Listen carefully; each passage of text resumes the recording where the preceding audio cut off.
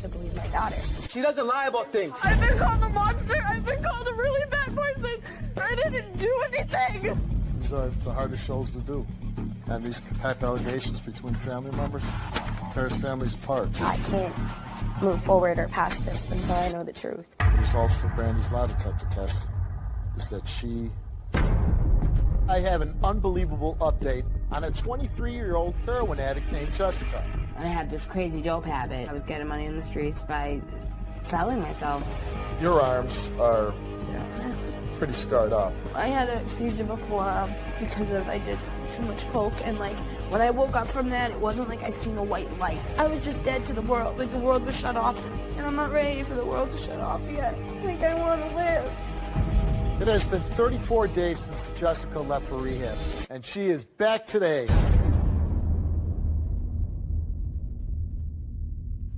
3 weeks ago, Cassandra was shocked to hear that her sister Brandy was being accused of molesting her 4-year-old daughter. But Brandy was devastated. She says she would never inappropriately touch her niece. Both Cassandra and the child's father, Anthony, believe their daughter and will not let Brandy see her until they know the truth. Take a look. I want things to go back to the way they were. I'm here because I'm being accused of sexually molesting my niece. When I had got the call from the detectives, when they told me it was about my niece, I thought something bad had happened because nobody was telling me what was going on. And then when I got there, they started interrogating me and questioning me. My niece had told her school teacher that I was tickling her in her private parts, and I've never tried to intentionally touch her. Me and her always have like tickle fights and stuff like that. We've always had a tickle spot on the inner part of our thighs, so I would always tickle her there. Never tried to do anything. I just always thought it was like playing around and just tickling and stuff like that. My family won't talk to me or tell me what's going on, nothing. The only time that I've talked to my sister was a couple days ago. She had called me and said that she was hurt and that she was sick because of all this, and I told her that I'm willing to do anything to prove that I didn't do anything. I love my niece with all my heart. I grew up with her. She's like my little baby too. So I'm here to take a lie detector test and make sure everything goes back to normal. I don't want anything more than just to prove that I'm innocent and have everything back to the way it was. You're under the impression that she molested your daughter. Yeah. Do you believe that she did that? I think that anything's possible. Well, that's true. But in your heart, your gut, I can't put anything past anyone. I mean, I have to believe my daughter, you know. How did you find out that your daughter may have been molested by your sister? Well, 3 weeks ago, we had gotten a phone call from her school, and her father went down and, they explained to us that she was sitting with her teacher, playing with the teacher, tickling her, and she asked the teacher if she was ticklish. The teacher said that she wasn't. My daughter turned around and said that I'm ticklish everywhere, even in my privates. Now, the teacher had to ask my daughter who or how she knew she was ticklish in her privates, and my daughter said, my Auntie Brandy does it. My Auntie Brandy has tickled me in my privates. So the teacher had to call DCF, which is, the Department of Children and Family Services, and the DA and detective and everything. We've met with them. We've had, this situation reoccurring. My daughter has continued to say the same story to every person she's said it to, which is what makes it believable. A 4-year-old child cannot continue to keep the same story. It isn't possible. And, since then, I've been physically sick, and I can't move past it. You then called the police? The school called the police, and we've met with them. We've, sat with them and discussed everything, and my daughter's met with the DCF worker. She's met with the ADA. What did they say about the investigation? They can't prove it either way because there's no physical evidence. We weren't able to take my daughter to a doctor to find it out because they said that it'd be more traumatic for someone her age than... Besides saying that she was ticklish in her private parts, did she exhibit any type of sexual abuse? She has been. The school has been calling us multiple times with her showing signs of, trauma or abuse since this accusation has come forward. What were those signs? She's taken other children in school and done inappropriate things. Like what? Pulling pants down, kissing. She's mooned her teacher. She's constantly has her hands down her pants. Things that are just inappropriate for someone her age. Did you confront your sister? I've spoken to her once, and I just explained to her that I can't move forward or past this until I know the truth. And I need her to either tell me the truth or we need to find an alternative route. Whose idea was it to come on the show? I had said something about it, but I wasn't serious. My mom called, and we took the steps from there to follow through with it. Did your daughter spend a lot of time with your sister? She was babysitted by my sister or my mom over the summer because her father and myself had crazy work schedules. Right. If she passes the lie detector test, I gotta assume that you'd be very relieved.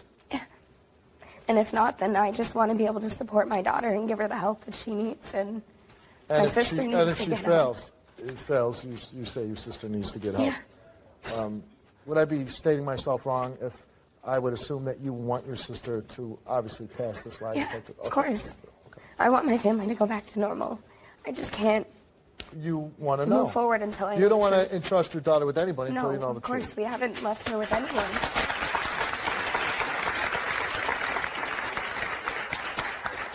Let's bring out your sister, Brandy.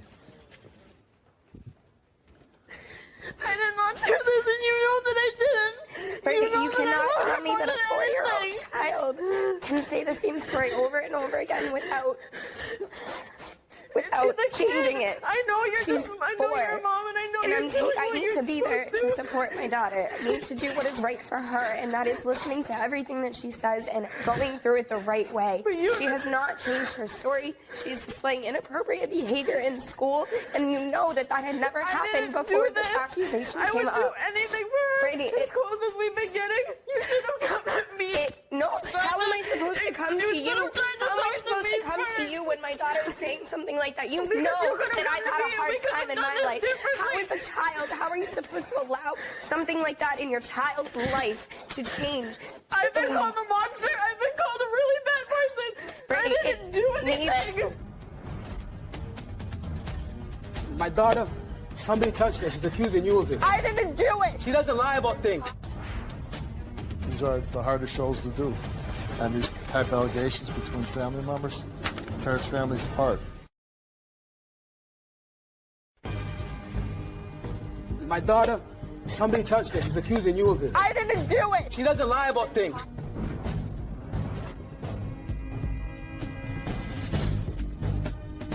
She has not changed her story. You need to believe a 4-year-old child over anyone else. I need to believe my daughter.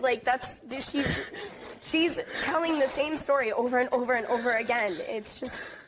Have you ever inappropriately touched your niece? No, I've never said anything like her. Why do you believe that the allegations against you are being brought up? I don't know.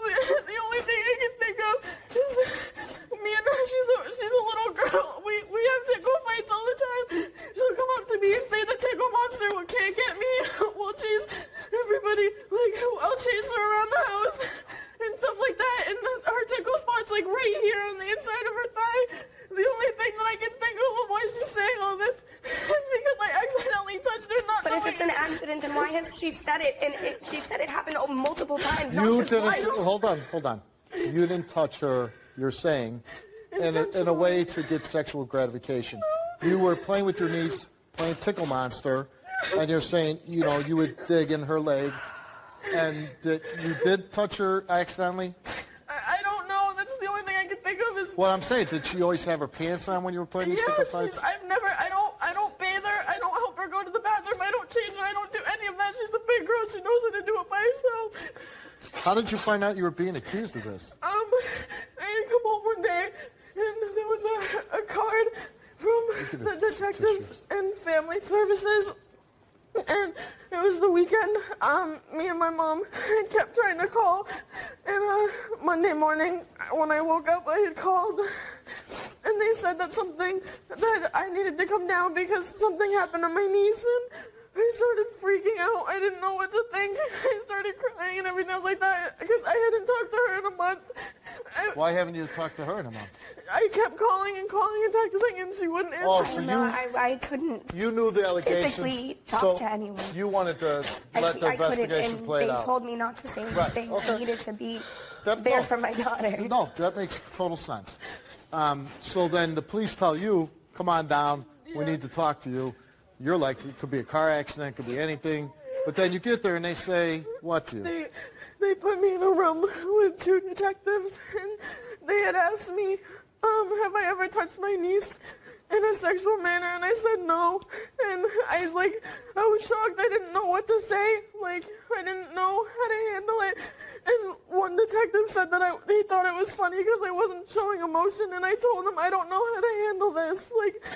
I don't. Well, I'm sure you were scared. Yeah, I didn't know how to handle it. And you're 18 years old. So I got to imagine, she's 18 years old. I got to imagine any 18-year-old being called down to the police station. They put you in a room with 2 detectives. That's a very intimidating situation. What is your relationship like with your niece? Does your niece, exhibit love for you? And when you saw your sister with your niece, she loving aunt? Yeah. I mean, they play, it wasn't anything abnormal when we're all together, but a 4-year-old says something and she says it's a secret. It's happened more than once. No. I'm not talking about that. Yeah, no, and I understand that you're doing everything correct that you should do. But I'm saying, as you observe, like I observe my sisters with my kids, they're great aunts. You know what I mean? Yeah. Was your sister a very good aunt to your daughter? What you observed? For the most part, yeah. I mean. Okay. And you didn't speak to her because of the investigation. And you understand she's here because that's a big thing, hanging over somebody with their child. Yeah, she can't let you be around the child until she knows absolutely that you didn't molest her. I want to prove to her that and you came here today, and you took a lie to detector test to prove that you wouldn't harm your niece. I don't want to doubt in the back of her head. I want to be able to see my niece and my sister. Of course. She doesn't lie about things. She's been saying the same thing over and over again. My Aunt Brandy tickles my privates. I said, yeah, I said, when? She goes, all the time. These are the hardest shows to do. And these type of allegations between family members tears families apart. She's been saying the same thing over and over again. My Aunt Brandy tickles my privates. I said, yeah, I said, when? She goes, all the time. The man that you had your child with, you're no longer together, but he's obviously concerned for his daughter's welfare. Let's bring on Anthony.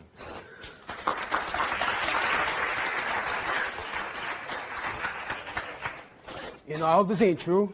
And you're here crying. I don't feel bad for you. My daughter, somebody touched her. She's accusing you of it, And when I asked her about it, she started laughing and said that it wasn't bad, that it felt good. You think I want to hear that from my 4-year-old kid? I didn't do it. And she's blaming you for it. The first time there was an incident, she was scratched on her arm. And she said that it was you, and I swept it underneath the rug. I didn't say nothing. She's a kid. You guys have a kid. She's a kid. She was 2 years old. That nobody touches her private. And that is serious. I think she's a kid. She blames you for it.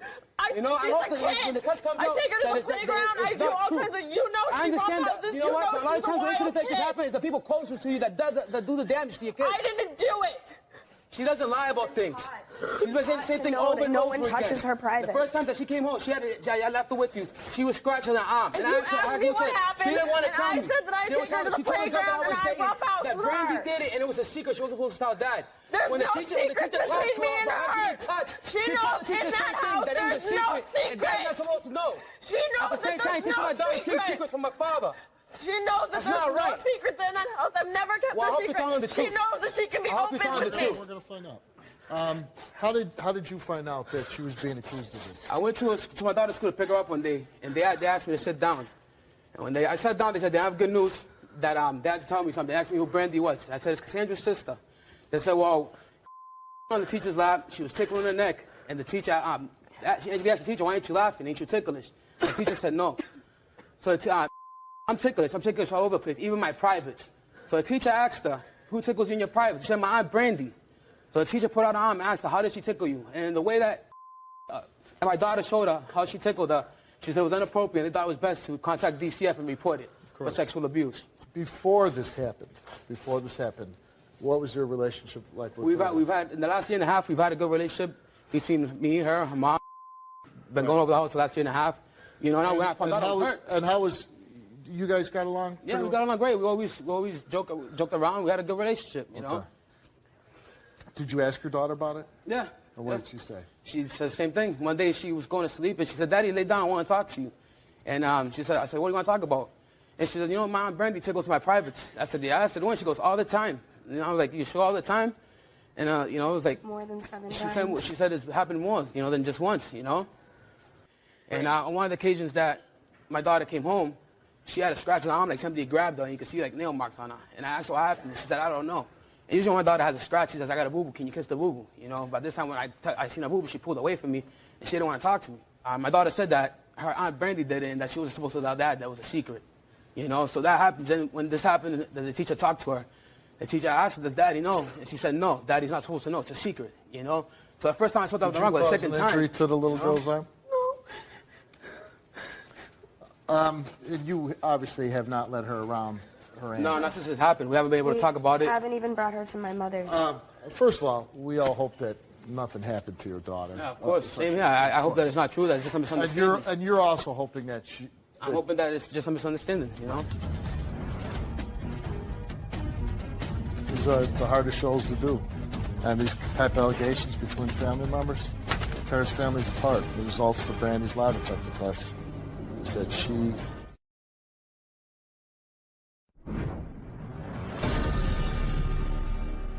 And in this situation, as I was explaining, tickling with kids, you know, mention of private parts, that's something. But a lot of times, as you said, digging in here, kids get confused. Like, Auntie took you and I'm not taking anybody's side here. And she said no. She pointed out of privates when I talked to her about it. Right. You know, I asked her who was inside the thing. She said no, and she pointed out of privates, and she showed me how she was tickled on her privates. You know, my daughter, a 4-year-old doesn't make that up. Two sisters that are, you know, spend your whole life together. You're spending every day together, and very close.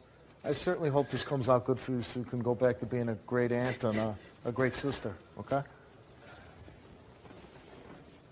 These are the hardest shows to do, especially children. You don't like to think any kid's being abused, and these type of allegations between family members tears families apart. Brandy, you came here today because you've, from day one, have said that you haven't done this, and you want to be back with your sister, and you want to be back with your niece. And you came on to take a lie detector test. And we asked you, have you ever deliberately touched your 4-year-old niece's private area for your own sexual gratification or excitement? You answered no. Have you ever sexually molested your 4-year-old niece? You answered no. And the results for Brandy's lie detector test is that she told the truth.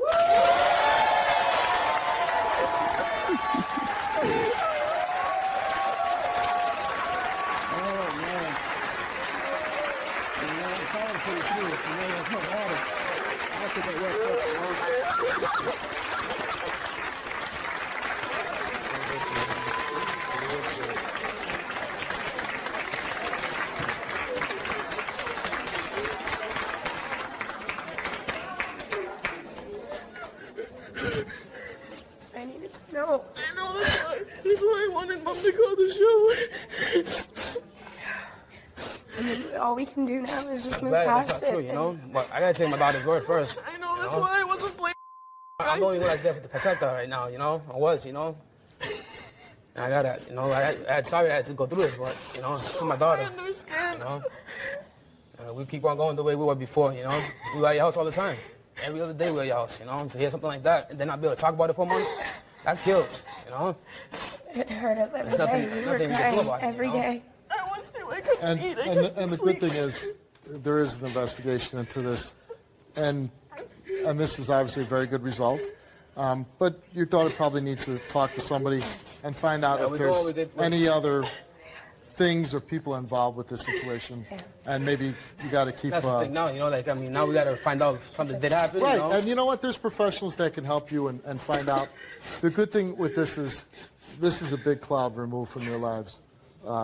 You obviously have a very close relationship, and again, she's not blaming you. Nobody's blaming you. You did the right thing.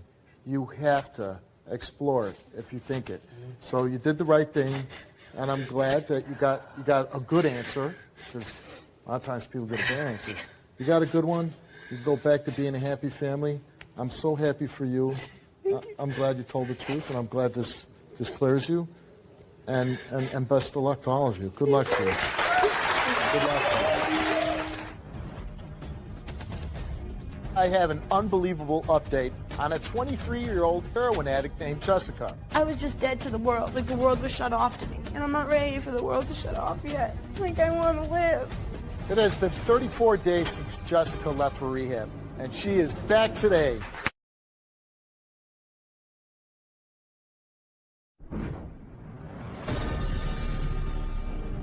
Today I have an unbelievable update on a 23-year-old heroin addict named Jessica. She called my show begging for help because she had been shooting heroin for 7 years. She was raped, pimped out, and barely escaped death after an overdose. But Jessica came to my show to take control of her life and to get clean. So I sent her to rehab. Take a look. My mom passed away. She was very sick, and then she ended up dying when I was 15. And then I slowly got into heroin. My best friend, Jessica, she's been addicted to drugs since high school. When I turned 18, I got a large amount of money in inheritance, and I was spending like $600 a day on dope.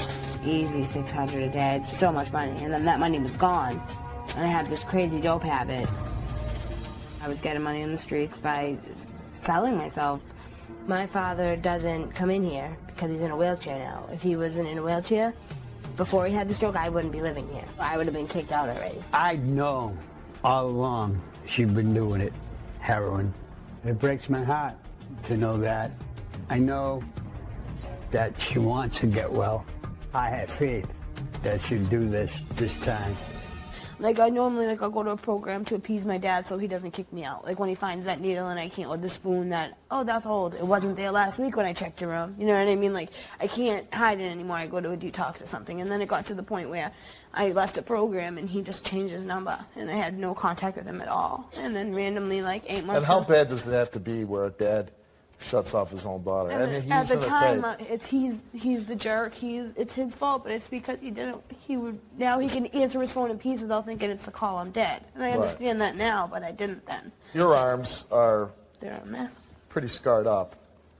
I mean, all over your arms, the Yeah, front, like the lumpy. back. Like even in here, the doctors have told me that you could bleed to death, and I just at that point, like coke in there too. Like I shoot coke in there too. I just don't. And it's only the reason why I'm using coke. I mean, it's hard to look at your arms. It's hard for me to look at them. This is from tying off. I ruined my skin. Like it's not. How am I supposed? I don't know. Like everybody's dying, and I had a seizure before because I did too much coke, and like when I woke up from that, it wasn't like I seen a white light, and like I had a seizure and then turned blue. And when I woke up, it wasn't like I seen a white light, and I was just dead to the world. Like the world was shut off to me, and I'm not ready for the world to shut off yet. Like I want to live.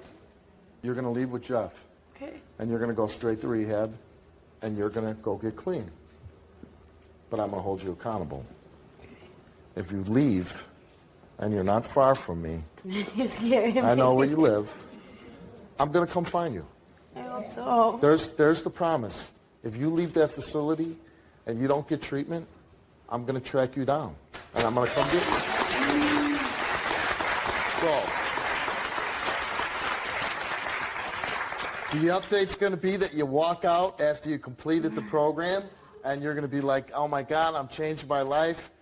That's a 3-week program. Or in 3 weeks, we're going to do a show about me walking the streets looking for you. It has been 34 days since Jessica left for rehab, and I'm proud to say that I will not have to chase her down because Jessica has completed rehab and she is back today.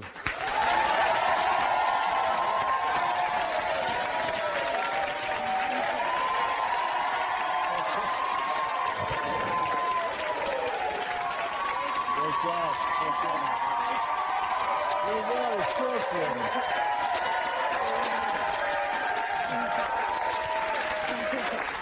That's nice, huh? Not very often a whole room of people cheer for you. Never. Now, this type of show that we're doing with you, even before the show started, there's a woman over here saying how these shows strike a chord in her, and a lot of people saying how it's a great thing that we're able to change some people's lives around. How has the past month been in rehab? It was hard at first. First, I just want to thank you. Like, you really saved my life. I've been to a lot of programs where I live, and the second I'm confronted with something, either withdrawal or feelings, I just leave. And, like, being at this program, I would wake up and picture the map, and I was literally across it. And so I was forced to deal with things, but, like, it was like I wanted to be forced. That's why I asked you for help. And it never crossed my mind to not go, but I didn't think I was going to make it at the airport. Like, I was gray. I was withdrawn so bad on the plane. The poor guy in front of me kept kicking his seat. It was miserable, and then I didn't get the medication for a while, but it was all worth it. Like, I needed to feel that misery. And once you got in there, how was it? It was awesome. It was intense. What I got in that program in however many, 34, I think you said, I couldn't get 100 in 100 days somewhere else where I live. It was intense. Like, I see a drug counselor twice a week and a therapist. And the groups, I was like, they answer your question with a question. They make you think. And I really worked on stuff. How does it feel to be sober now? Great. And I've gotten a little bit of clean time before, but the feeling I have is different now. It's not like cravings, I want to get high. Like, I'm disgusted. My room looked like a murder scene. Like, it was disgusting, and it feels good to not wake up sick. Like, I know how to make a bed now and clean up a kitchen. What's the scariest part of getting sober? The emotions you feel. Like, when I was here last time, it's not that I was even high. I was just, we call it getting off E. Like, I had stuff in me, so I wasn't sick, but that was normal to me. And being normal, I don't remember stuff. And, like, now I'm really, well, whatever normal is, but right. I'm really normal now. I'm like, I feel stuff, and the scariest part is feeling emotions. Like, I went to a grief group there, and, like, I realized, like, kind of grieving my dad because he's not the same person, and, like, knowing, like, kind of projecting and looking, what am I going to do if this happens? Just feeling the emotions because they're very intense. Even, like, a sneeze is so intense now. Like, it's just well, your emotions aren't dulled anymore. Yeah, and it's scary because my brain sometimes is like ping, ping, and it's like I gotta control that.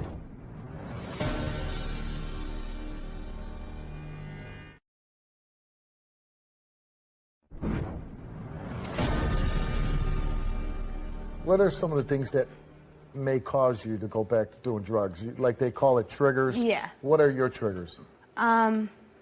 When I project and think about things happening to my dad. I'm 23, but I still feel like I'd be like an orphan. And, like, physical pain, whether it be a toothache, a headache, I break a foot or something like that, or just not being successful now that I haven't even graduated. My biggest goal right now, it sounds kind of small, but to get my GED would be so amazing. That's not a small thing, that's a big thing.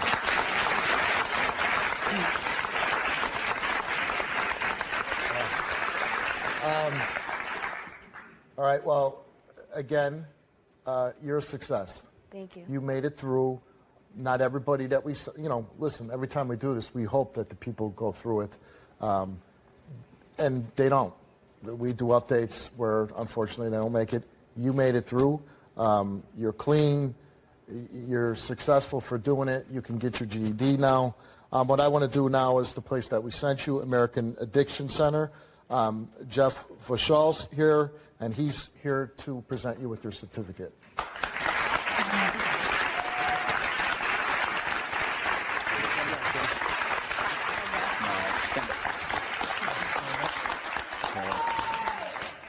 We just want to congratulate you, not just on the progress that you made, but for completing the 30 days over there at American Addiction Centers.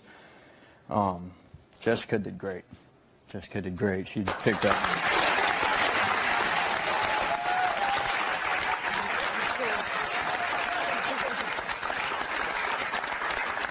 What do you hope that Jessica does moving forward? What do I hope? Jessica knows. I'm actually going to sit down. Jessica knows me. I usually don't give too much advice. I usually listen, and she calls me out on that.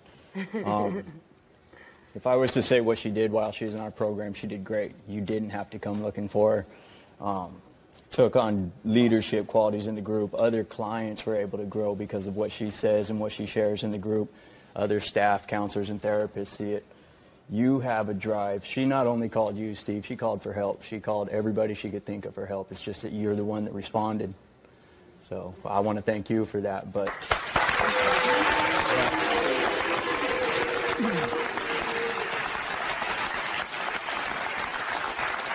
Well, we certainly couldn't do it without you guys. You guys are a big part of this, big part of turning people's lives around, which this is amazing. We have a voicemail from your father and your sister. Why don't we listen to that? Jessica, it's your big sister, Leah. I just wanted to tell you that I love you, and I'm very, very proud of you.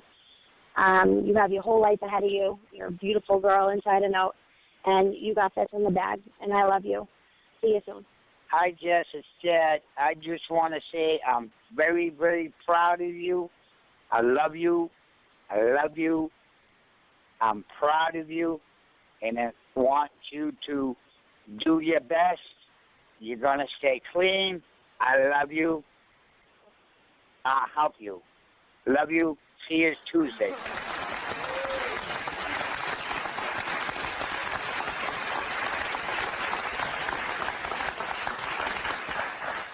There you go. You made your dad proud. I know.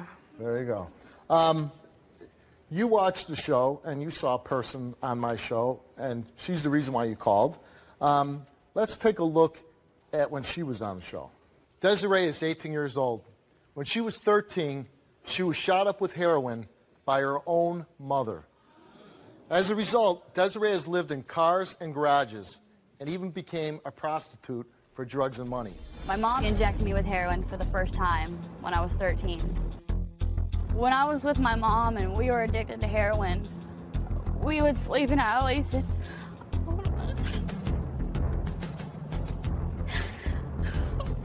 We would sleep in alleys, cars, abandoned garages, abandoned houses, anywhere we could find to go. My mom encouraged me to prostitute. She introduced me to guys that she has done it with before. She encouraged me to strip.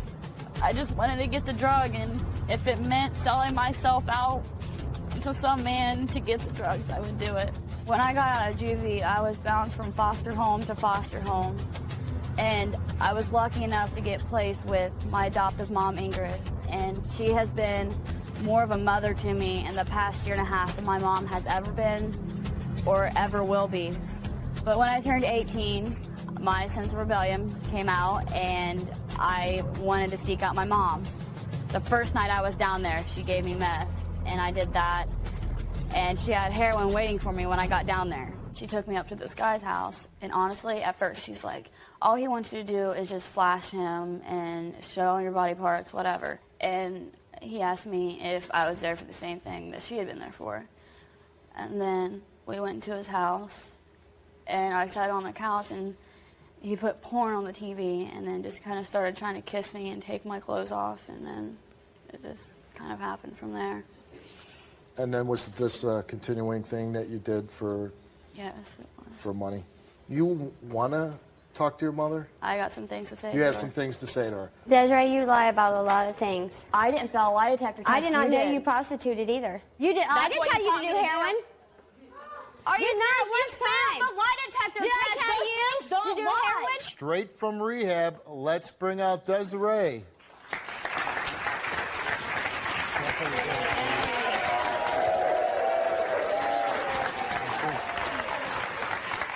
Um,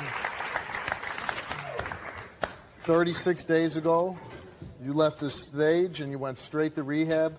How's it been?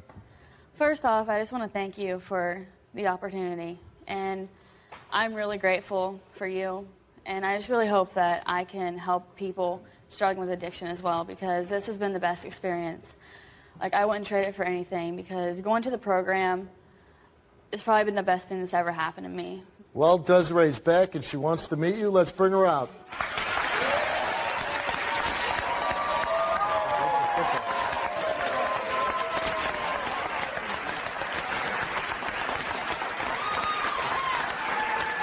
How you doing, Desiree? Good to see you, man. Well, I can see a couple things happened since the last show. Now, Desiree, how long have you been clean now? About 1 year and 2 months. 1 year and 2 months.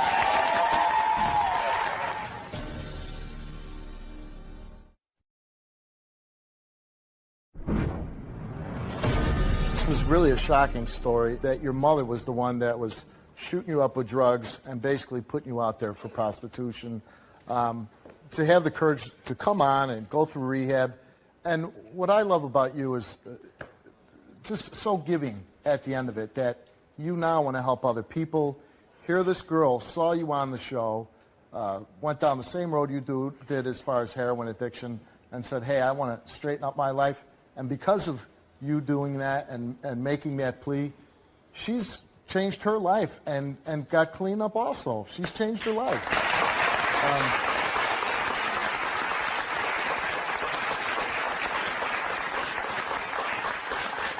What has kept you sober? Honestly, just at the beginning, yeah, it was extremely hard. Like, I'm not going to lie. It's always going to be hard. But now that I have, I have obviously the baby to keep me sober. I have my boyfriend. I'm not sure where he's at, but he's here somewhere. Well, why don't you stand up? Say hi to everybody.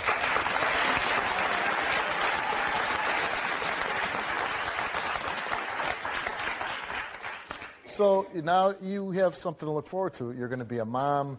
You got somebody good in your life, and he's helping you stay sober? Yeah. What's your best advice for Jessica?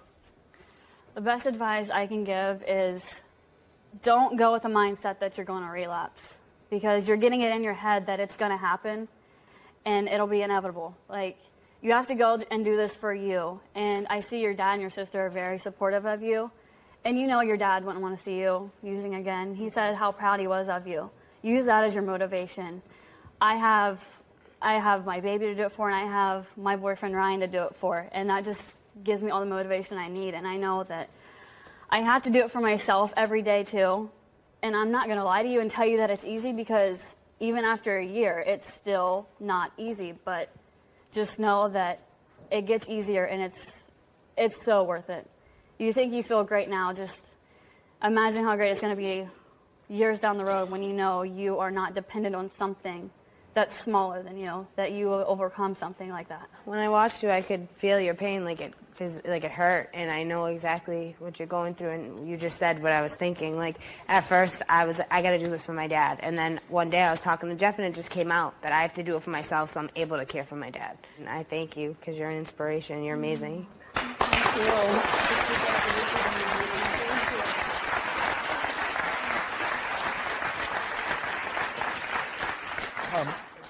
We're all proud of you. I really hope that there's somebody right now who's going to watch this show, look at you two and say, hey, they can do it, I'm going to try to do it, and we get them, and hopefully you'll be back and you can talk to that person, and we can just keep doing this and keep doing this. And you're the motivation for doing this show. You're the motivation why it's worth doing this story and changing people's lives. I wish you all the best of luck, and if you ever feel like you need some help or you're slipping, you call us back, okay?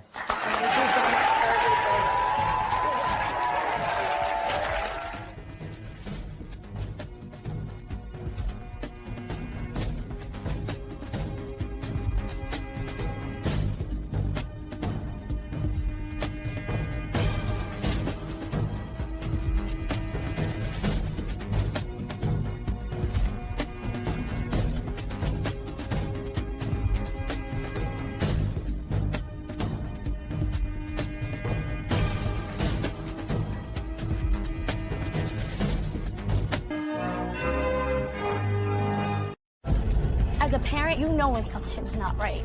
Something's not right. I never do nothing to that little kid. I guarantee you're the one that put it in his head. She was sick, twisted, manipulative. You're sick.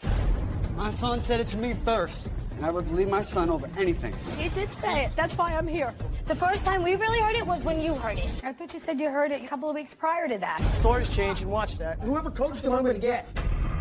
He's definitely saying that you coached your son to say this. Why would I make this up? They figured that Josephine would throw me out if they came to her with a story like that. Do you believe that he touched your grandson? No.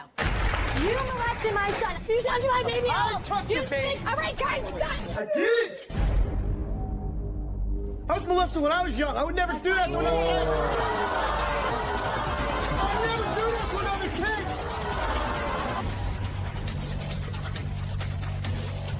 Josephine's family was ripped apart after her boyfriend Mark was accused of molestation. You see, her son Anthony and his girlfriend Renee believe Mark molested their 2-year-old son. But Mark believes Renee coached her son to say this. Take a look. My daughter-in-law, Renee, accused my boyfriend, Mark, of molesting my 2-year-old grandson. I'm hoping it's just a misunderstanding. Back in December, Renee had gone into labor, and I was watching my grandson, and I had to leave Mark at home with my 2-year-old grandson and go to the hospital so I could be a part of the delivery. And a couple of weeks down the line, Renee calls me up and tells me that my grandson said that Grandpa Mark touched his pee-pee. When Renee said that to me, I was devastated, crushed, and hurt, and didn't know what to think. I was lost for words. I confronted Mark about it, and he told me that I've never even changed the baby's diaper. I was only alone with him for 2 hours. I don't know who to believe between Mark and Renee, because they both have had this vendetta against each other, that they don't like each other since the day they met. Mark's suspicions is that Anthony and Renee want him out of the picture because they're getting evicted and they want to move into my home. But at the same time, my grandson, who's 2, I heard it with my own ears, him saying, Grandpa Mark touched my pee-pee. So what do I do? Who do I believe? My son, Anthony, feels like I betrayed him, and I would never, ever, ever. I love my son, and I love my grandson to death. My son wants me to leave him, and I'm not so sure he did it. I need to know. If Mark was found on the lie detector test that he did it, I would not be with the man that did this. I just wouldn't do it. It's tearing my family apart. I love him. I've been with him for 8 years, and it's just tearing me apart.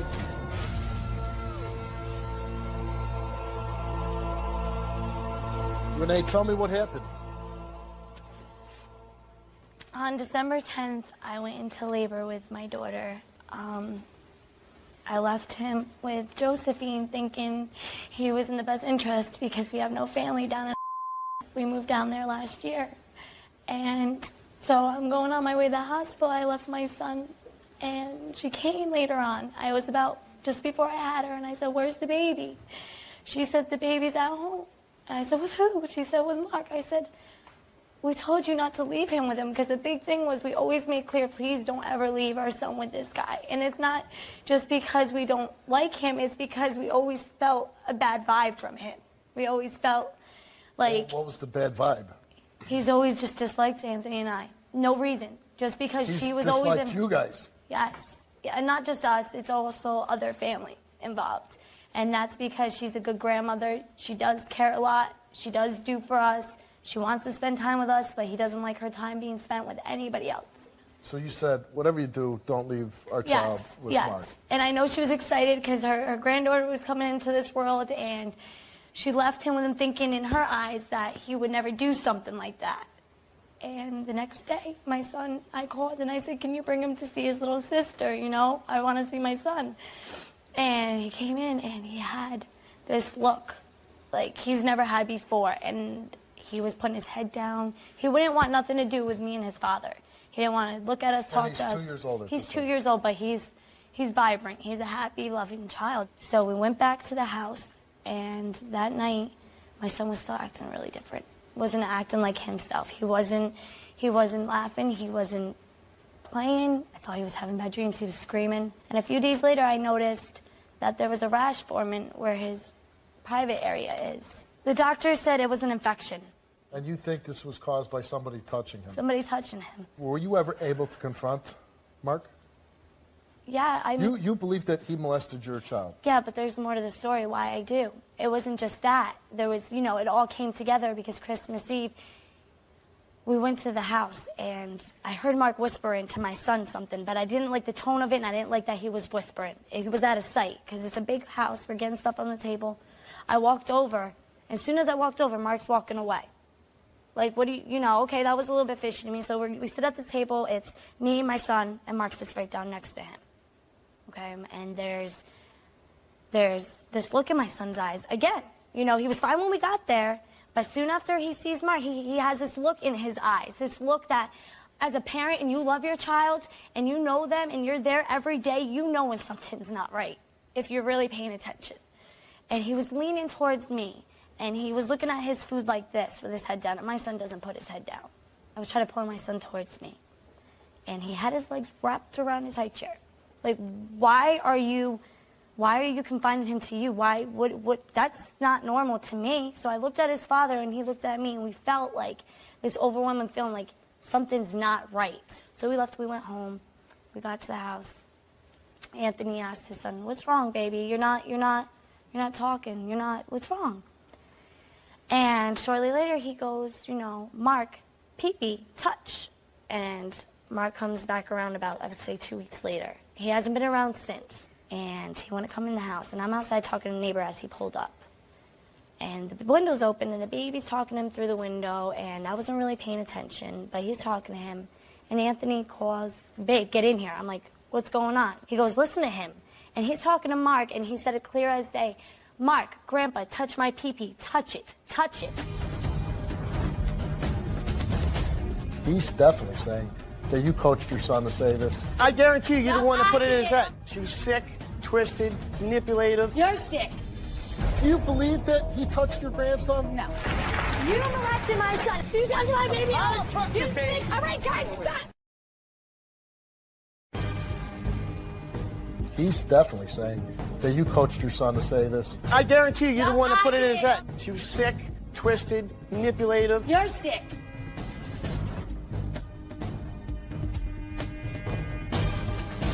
I saw Mark being interested in my son, like, you know, wanting to shoot off fireworks for him, wanting to take him on a tractor ride, but I never was okay with that. But for some reason, Mark's always wanted to love this child, and it was like he was telling him to touch it.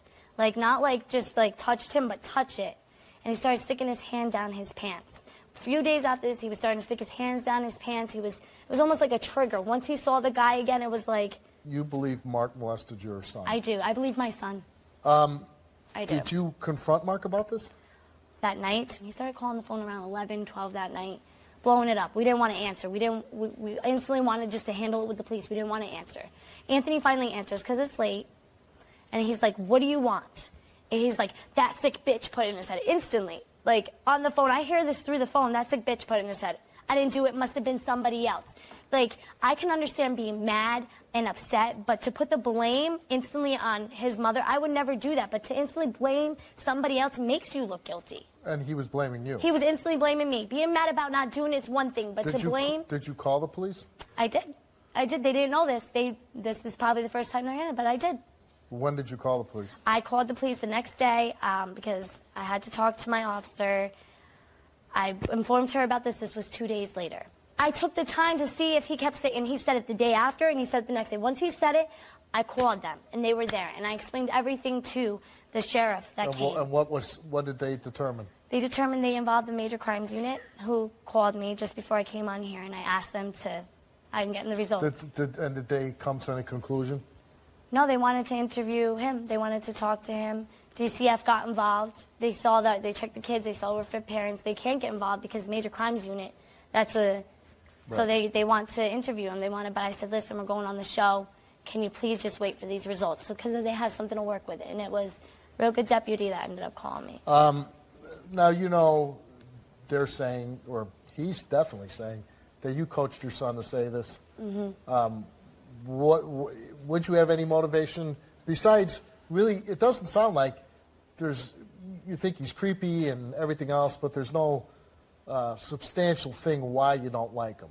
No. I mean, you think he's not very loving and attentive to... No, I feel like he really abuses Josephine mentally. He makes her feel like she can't get nobody else when she's a beautiful woman. I tell that woman, I don't care how big you are, how you're beautiful. Your beauty shows inside out. But he has confined her to not even wanting to do her makeup up. It's always like, you can't go in that store without feeling like she's doing something wrong. I don't like the insecurity you put in her. And she's still dating Mark, though. Yes, she is. What do you hope happens today? I hope to God that my son gets justice, that if he did do this, that he does get put away, and that he can't do this to another child.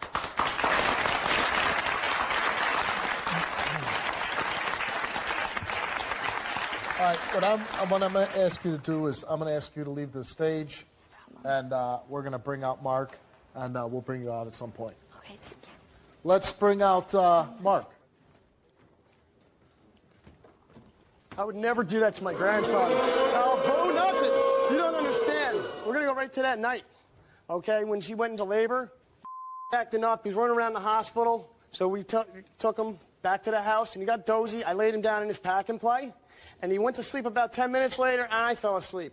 Josephine just made it back to the hospital before she had her daughter. And then when she came back to the house, they never said, don't leave him alone with her. That's all made-up fabrication.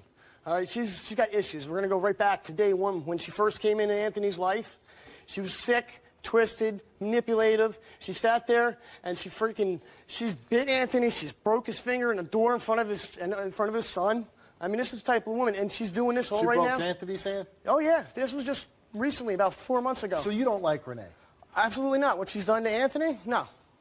And she got pregnant with her son because Josephine was having a lawsuit because she fell in a supermarket, which I was there for her whole time. No, I'm telling you.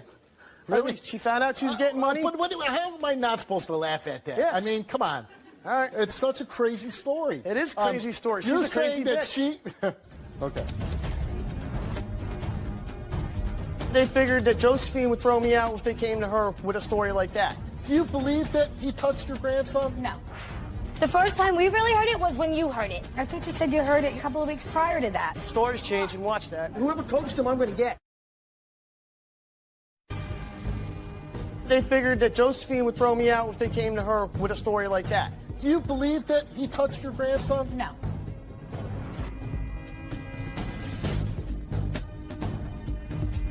You're saying she got pregnant because her boyfriend's mom was going to get a lawsuit? Yeah, she's looking for a free ride. She had no place to stay. I got to be clear on this. You're saying she heard that Josephine was filing a lawsuit. No, right? she's in the middle of a lawsuit. She thought she had a free ride. So she's in had no the middle place of a to lawsuit. stay. She's suing a grocery chain. And my girlfriend's got a big heart. Okay. So she feels sorry for people. Okay. So she knows that her, potential future mother-in-law is in the lawsuit. So she went and got pregnant. Yeah, while Anthony's living at the house. Yeah, well, that's her. That's her but mentality. Now, if I told you the same story, it would sound a little crazy, right? Yeah. Okay. That's what she is. She's crazy. You swear that happened. And how do you know that? How do you know that she got pregnant because of that? Because Anthony broke up with her about 3 weeks after they got together, and Josephine said, oh, you know what? I bet you she's going to come knocking at the door. Oh, I'm pregnant. And she did. And sure enough, not even 2 days later, she shows up at the door. I got nowhere to go, crying with the drama like you're seeing out here. She's a good putting on a show. And but now they got 2 kids together. Yeah, well, we're going to get to that. Must be a big lawsuit. No, we're going to get to that. She got pregnant the second time because when she moved down here to Florida, she jumped on Josephine's back and attacked her. Josephine called the police to have her removed from the house. She bit the officer. That's why she's on probation. Yeah, I was going to ask about that. She said she had to call her officer first. Yeah. So that does clear a little bit of that up. Okay. So she is on probation. She's mental. And it's because she's attacked mental. Joseph. If you accuse me of this, I'd never do nothing to that little kid. I love him like he's my own grandson. Okay, pay attention to the questions I'm asking. I mean, there's no blood between me and him, but go ahead, shoot. Okay. I know you're upset. And I'd be upset, too, if I was idea. accused of what you're being accused of. She's on probation because she jumped on Josephina and attacked her. And Josephine called the police. Josephine just wanted her removed from the house. But now, what's the relationship and she turns like around now? and attacks. But it must Josephine be okay. can't stand her. She just appeases her, saying, "Oh, I love you," and deals with her for her son Did Josephine and the grandchildren. settle the lawsuit? Did she get money? Yeah, that's how we moved down to Florida. Oh, so she got. Would you say it was substantial? It wasn't as substantial as Renee was thinking. Okay, but it was. There was another family member that was taking care of him up in New York. He cut them off. Okay. So and then they were like, "Oh, we got no place to go." Your girlfriend got some money from a lawsuit. Yes. You moved to Florida. Yes. Are you with her because she got the lawsuit? Absolutely money? not. You love her. I was with her way before the lawsuit even happened. Way before Renee even came in the picture. I've been with Josephine. It goes back all the way, like 17 years. Do you love Josephine? I love her with all my heart. Why do you think that Renee and her boyfriend are accusing you? Because they're getting evicted. They got no place to go. So and they want her. They figured that Josephine would throw me out if they came to her with a story like that. Which normally, yeah. But Josephine knows that I would never do nothing like that. So they're and this could be true. I know it's but true. But so far, everything, these are some pretty crazy stories, right? Yeah. I mean, sounds like a TV show. Josephine's life is crazy with all this. Not this one, but like, Yeah. Well, the poor lady's got all these medical issues, and she has to keep dealing with her stressing her out every minute, calling, oh, hey, Ma, I need this. Hey, Ma, I need that. That's all she says all the time. She's always calling. Hey, Ma, I need this. Hey, Ma, I need this. So they're getting But you had 2 kids step up, take the responsibility instead of relying on us to support them. The grandson says that you touched him. I believe that he repeats whatever he's told. So you say, repeating. he might have said it, but you're Yes. saying he was coached to say it. Definitely. There's no doubt. And do you think Anthony's also in on it? I would hope not. How's your relationship with Anthony? Well, he would go to he told his mom a few months ago, Mark's like a dad to me. But even so, to be accused, Yeah, I'm devastated, really, how he could turn around, To accuse somebody of a crime of child molestation because you're losing That's a your serious accusation. I mean, that's... and I'm not taking it lightly. You took a lie detector test, Yes, obviously, I did. right? And I was going to take one down there in Florida, but I didn't have the money to pay for one down there. Well, of course, we pay for it when you come Well, back. So, my wife, she emailed you. The guys called back 2 hours later, and here we are. There you go. Let's bring back out Renee.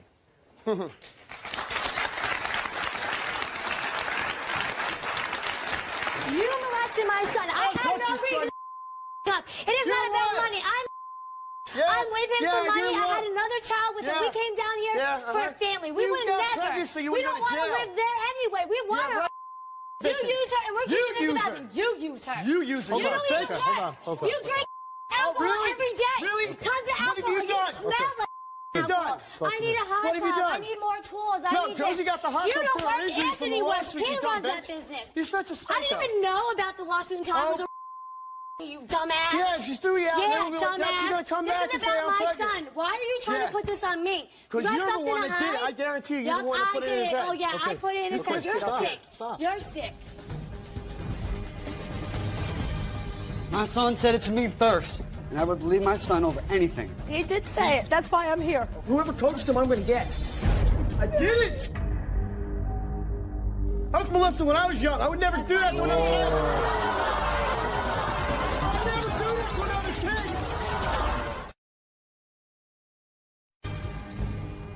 My son said it to me first, and I would believe my son over anything. He did say it. That's why I'm here. Whoever coached him, I'm going to get.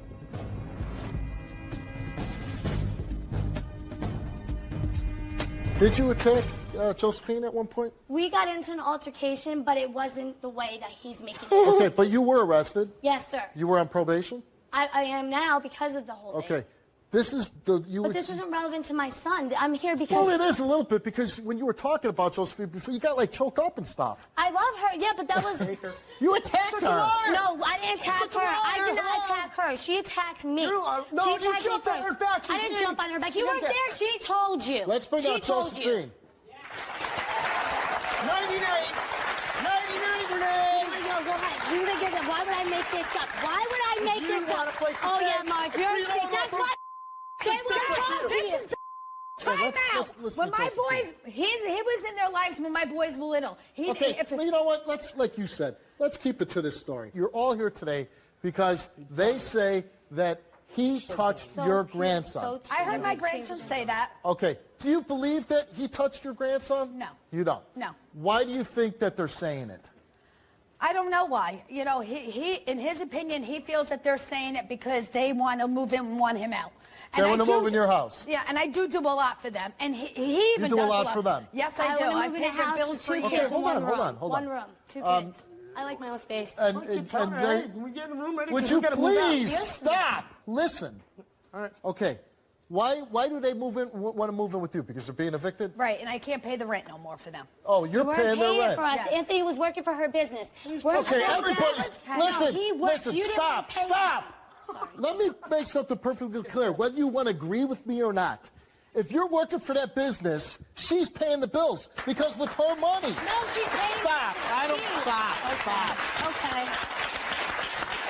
She's working. No, you're benefiting from it, and so are you. You both are. Okay. You know, there's a lot of theories going around. She's coming around now because you got this lawsuit. Sounds like he's got it pretty good, too, because of his lawsuit, right? Sounds like everybody's benefiting from this lawsuit that you got some financial settlement, right? Yes. Am I saying something that's crazy to you? No. No. No. Sounds like maybe that's the truth here, right? Right. Okay. Now, your grandson... Did say it. He did say it. Say it. That's why I'm here. Okay. Do you believe he was coached saying it? Possibly, yes. Possibly, yes. You know Mark for a long time? Right. You love him? Yes. You trust him? Yes. I mean, you trusted him. Yes. You left him alone with the child? Yes. Okay. Did she ever say to you, I don't want Mark watching the child? No.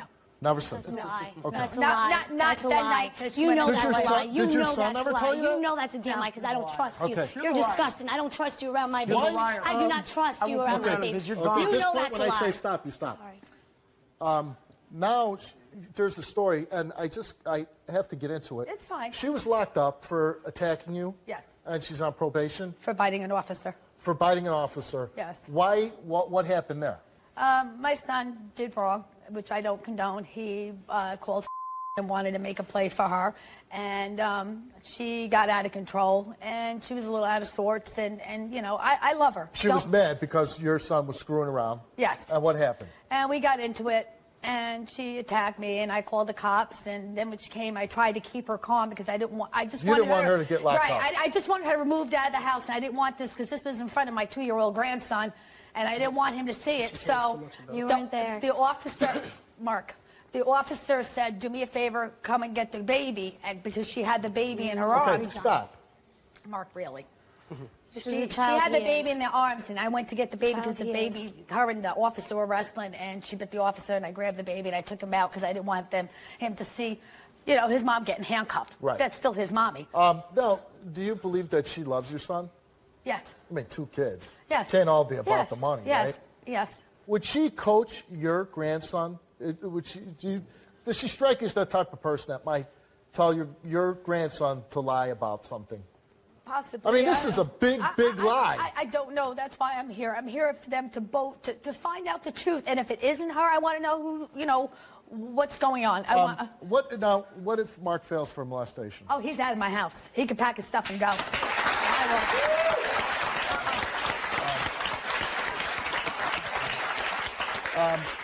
What if she fails for coaching? Then That's a little trickier. Then we get her help. I still love her. That's still the mother of my Oh, look at that. grandchildren. That's a pretty good deal. Let's bring out your son, your boyfriend. Let's bring out Anthony. My son said it to me first. Think I'd do that? You think I'd do that? Yeah, actually I would. I believe my... I'm real. Yeah. Oh, but you love say him that? like a son. You love How him can you like a say son, that? right? He's good to him. He's good to How can him. you say that, Anthony? Whoever coached him, I'm going to get. Yeah. He doesn't need to be coached. And you know what? If you take this man's side after this, you know what? You will keep him. You're dead to me. The first time we really heard it was when you heard it. I thought you said you heard it a couple of weeks prior to that. Stories change and watch that. I didn't! I was molested when I was young. I would never do that to another kid. I would never do that to another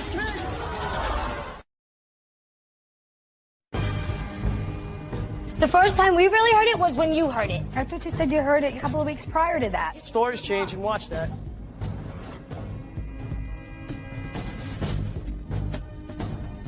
You say you think that he molested your son, right? Yes.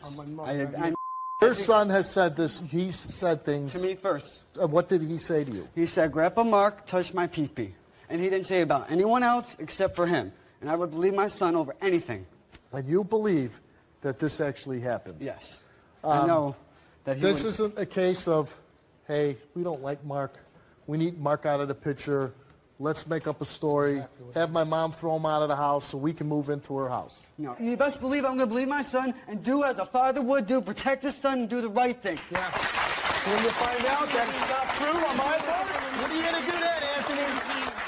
Anthony, what are you going to do when you find out the truth that I didn't do it? He didn't do it. And somebody coached him. What are you going to do then? I want to Then know. I will get behind him and see what's going on, the truth. I will do whatever I can to find out. And I will apologize to you, but until then, it's going to be real hard. If you did do That's it, a big accusation. whatever, Marcus, if you did do it, I hope I to love see you you. as a son, Steve, if it was anybody, we would be here right now. It's not because it's him. It's because it's, and you heard it more than once. Every time you come over, you hear this voice say that. And I'm nowhere to be found. I'm nowhere to be found. So if it was anybody, we'd be here right now, Steve. It is not because it's you. It's because we love him, and that's exactly what the first time we really heard it was when you heard it. When you came over a couple minutes afterwards, we heard it just before you heard it. I thought you said you heard it. You told. Yeah.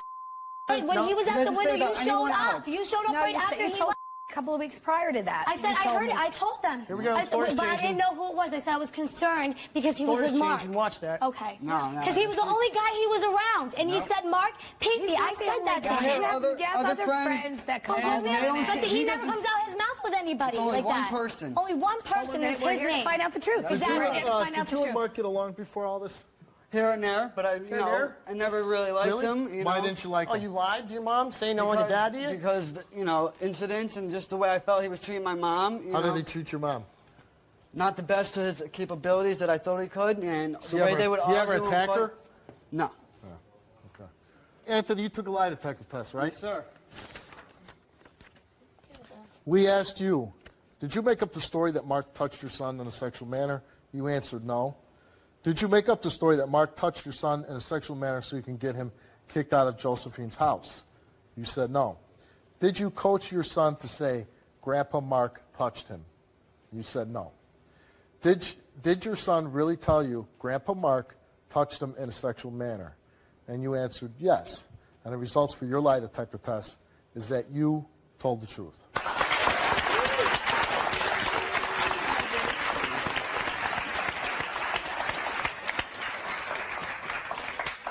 Renee took a lie detector test. We asked Renee, did you make up the story that Mark touched your son in a sexual manner? She answered no. Did you make up the story that Mark touched your son in a sexual manner so you can get him kicked out of Josephine's house? You answered no. Did you coach your son to say, Grandpa Mark touched him? You answered no. Did your son really tell you Grandpa Mark touched him in a sexual manner? You answered yes. And Renee also told the truth. Thank you. Who the hell's saying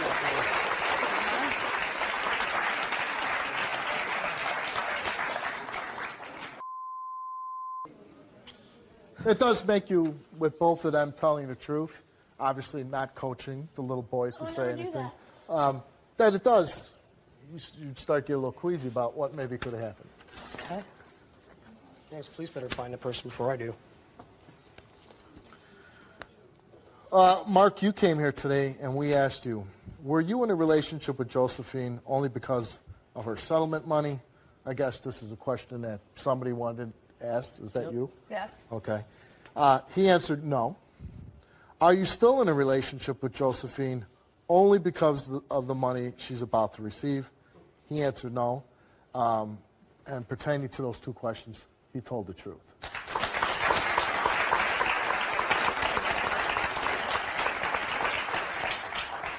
Have you ever sexually molested Renee and Anthony's son?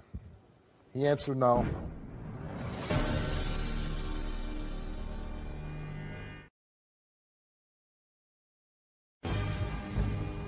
I didn't! I was molested when I was young. I would never do that to another kid. I would never do that to another kid.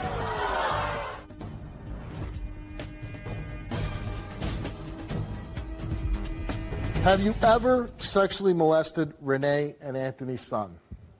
He answered no, and he did not tell the truth. What?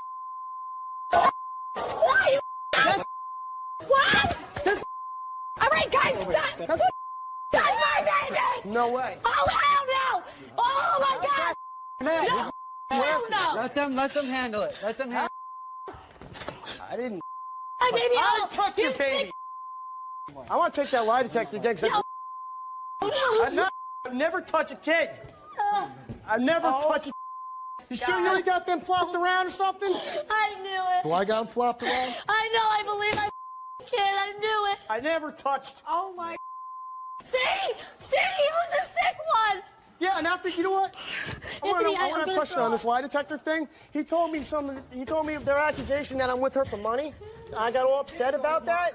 Does that throw the test off? Did he say that would throw the test off? Did he say that would throw the test off? He didn't give me a direct answer. So I'll bring him out and he can give you a direct answer on stage. Let's bring out Dan.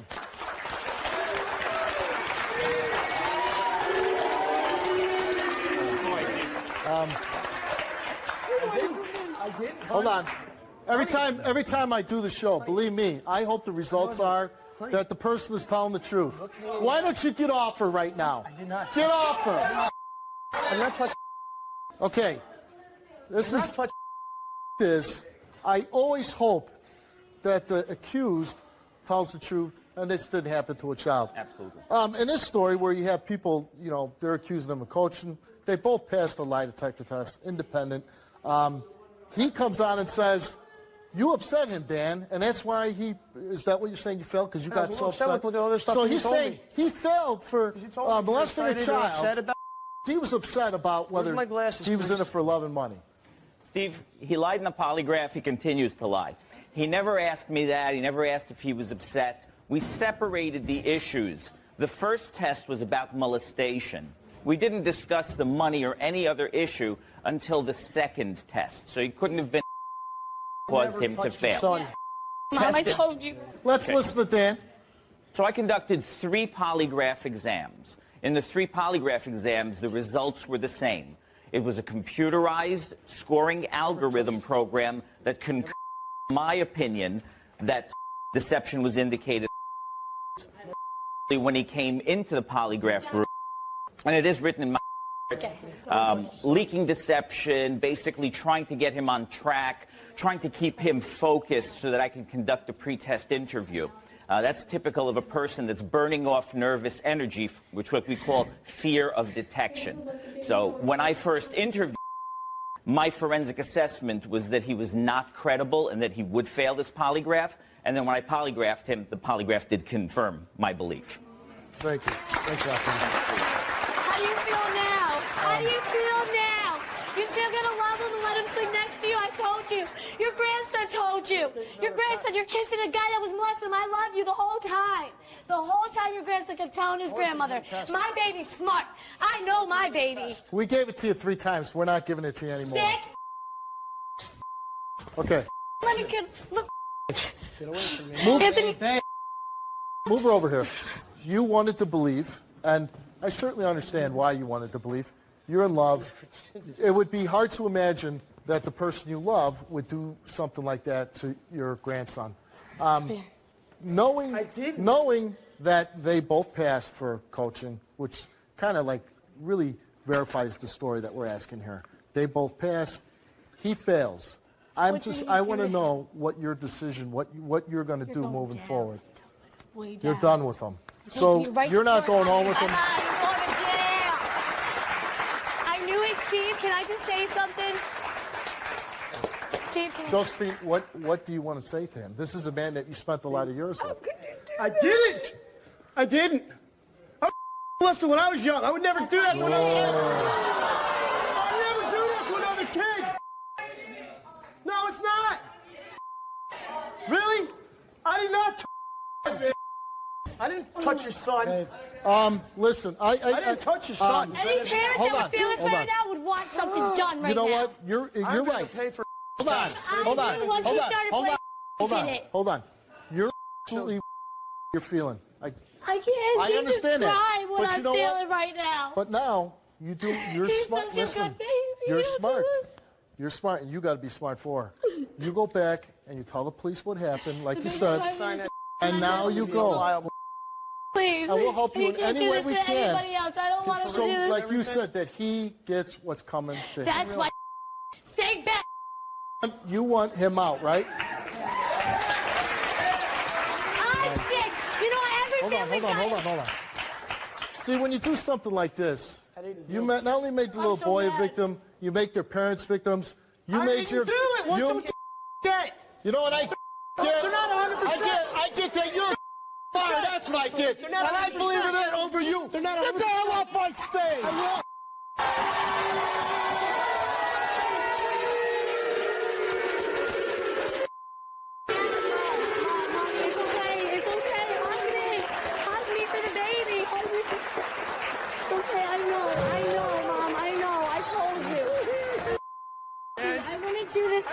I promise I would never do this. Throw his ass out of here.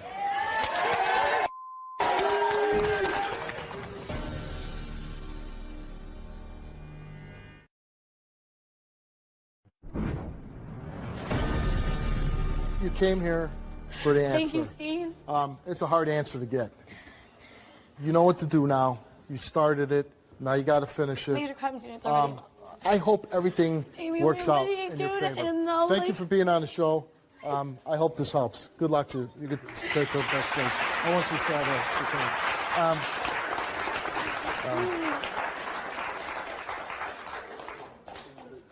The pressure that you must feel every day from everybody. I have a good heart. You do. It seems like you do have a very good heart.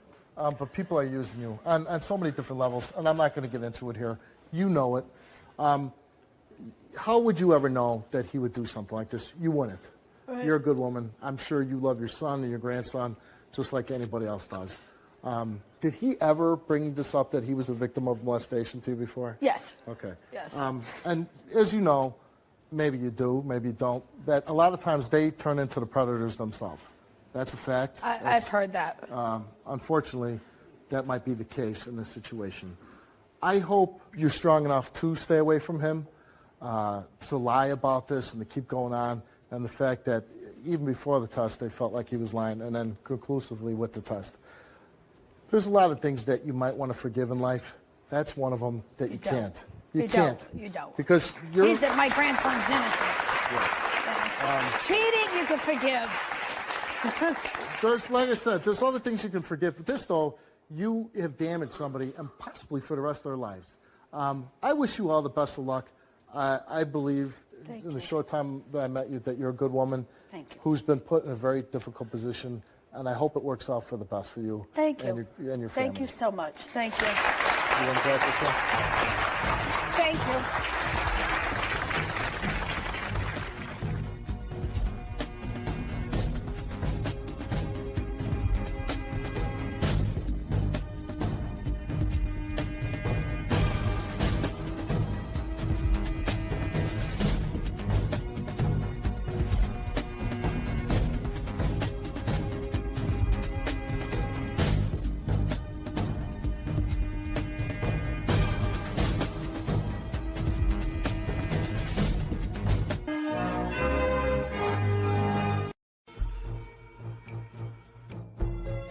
Like I said, I'm 14. I want to have a baby. At 14, I could barely take care of my dog. Send me to hell if I kill someone. You're not having a baby. I want a baby for the love that I can't get from you nor my father. My father left when I was a baby, and my mother tells me it's because of me. It's probably hurtful enough that her father's not in her life. And it doesn't help when mom's saying it's because of you why he's not. She wants to have this baby to hurt you. I just put this girl in juvenile hall 4 times. So does it help? If you're not going to listen to her, listen to what I have to say, because I've been there. I got pregnant at 15. Here's your future talking to you. This is you in 8 years. At some point, somebody has to be an adult here and say, you're not running the show. I know exactly where your father is. Would you like your father to be in your life? Yes. I'll take you to go see your father, meet him for the first time.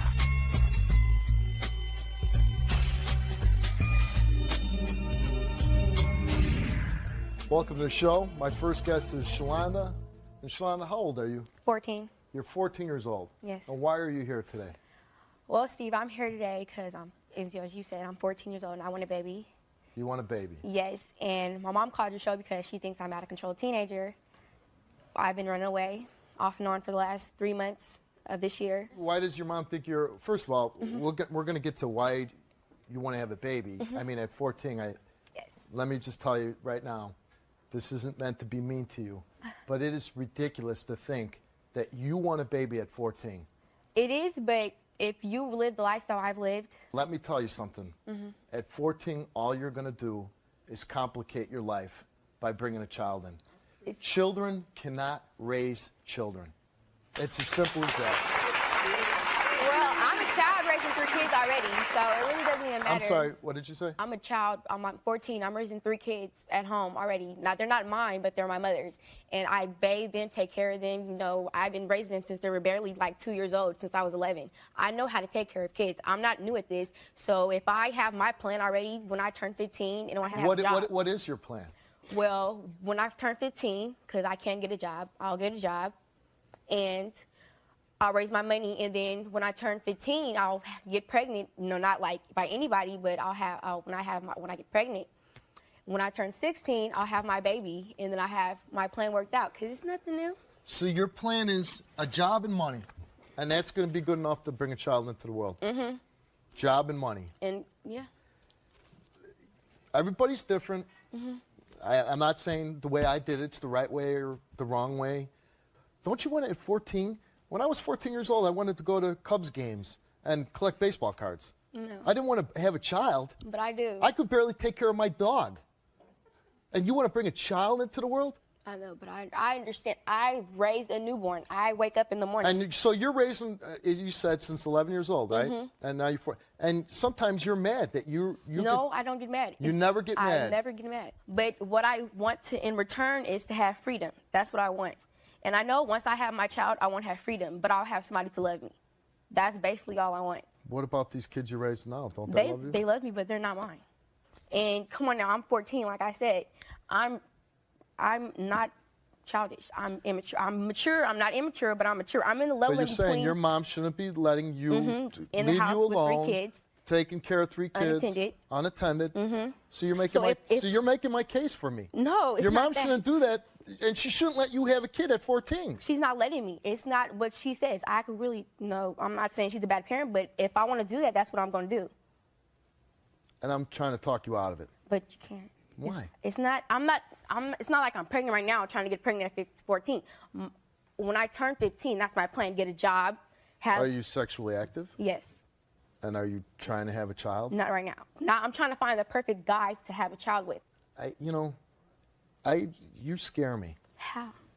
Because I know that my daughter's going to be 14 someday. And I can't imagine my 14-year-old daughter having sex.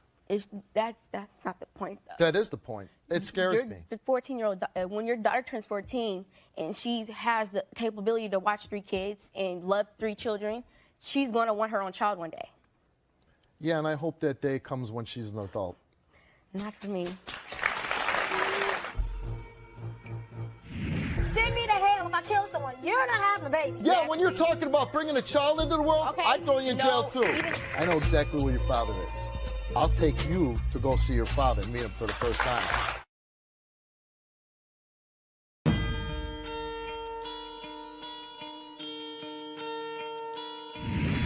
Well, let me ask you, why are you here today? Because like I said, I'm 14, I want to have a baby. And my mother thinks I'm out of control. She wants help. But why did you agree to come here? Did you think I was going to help you get a baby? No. Did you think I would take your side of it? No, I really know I need help, like with my personal problems with my mother, because I can't communicate with her. I wouldn't be having these thoughts if I can tell my mother what I'm thinking. Like, come on now, I can't tell her nothing, because if I feel like I tell her something, she's gonna run her mouth. So that's like me telling, oh yeah, mother, I want a baby. She doesn't talk me out of it. That's like the problem I'm having with her now. So if she could come to me and tell me, child, you shouldn't do that, I would listen to her. She doesn't say that. She sits there and like, okay, whatever. She laughs at it. That's like the thing she does. So obviously, if I'm sitting here right now, telling I want a baby at 14, she's not really doing her job as a parent. That's really how I feel. I agree with you. So that's I don't know how to explain it, but. Well, let me ask you, Shalonda, is it more that you're kind of just hurt that your mom and maybe I don't have a father. As you can see, I don't have a father. I don't have a man to love me. If I feel that I can have a child and have someone to love me the way I love my mother and my three little brothers and sisters, that's basically all I want is love. I want you to think about this for a second and really give me an honest answer. Is this more of you wanting your mom to be in your life and to be a mother to you, than it's really about you wanting to be a mother at 15 years old? I want my mother to love me But if your mom said, and she loved you and she acted the way you want her to, and show you attention, spend time with you, and if she said to you, Shalonda, you're too young to have a baby, would you listen to your mother? Not now. Why? Because it's like, I already know what I want to do. It's like, if I would have came to her in the beginning, I would have took her advice, but now it's so far along. I've been wanting a baby since last year. That's not nothing. It's like, that's like, you can't bring back the past and like, oh yeah, mother, I wanted the baby at 13. That's been a year. You can't change plans. Yeah, but couldn't, you know, I'm talking to you now, and I'm trying to talk to you and share my life experience with you and really prevent something that's not going to be good for you. I'm not up here saying don't have a kid because it'll make your life better. I'm really telling you that because it's just going to make your life harder right now. You have your whole life ahead of you. I understand that, but I feel like if I have my child, I have friends. Not only if I have my mother, I have family, other family members, cousins that can support me. That's basically all I need. You know, but that's not how you raise children. You know, It's not, you can't I know. rely on cousins and friends and everybody else. You know what? When it comes down to it, when you bring a child into the world, you count on yourself. I know. And then that's who your child is counting on you. Look at you. You don't even have your father in your life, right? No, I don't. That's got to be kind of hurtful, right? It is. Do you wonder about your father? Sometimes.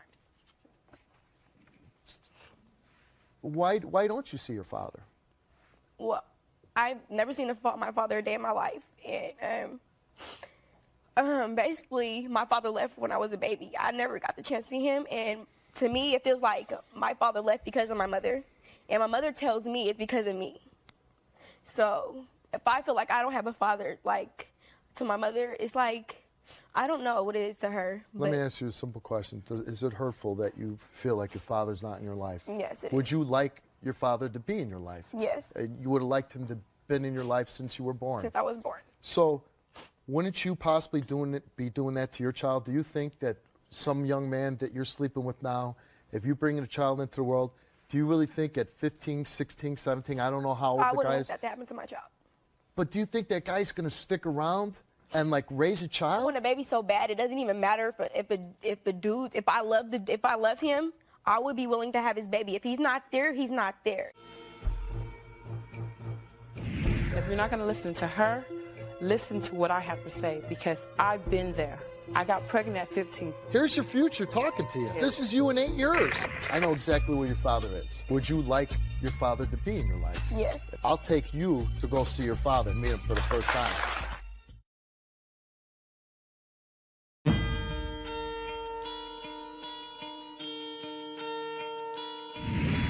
You know what I think? I think you want your mother or your father in your life. That's what I really believe.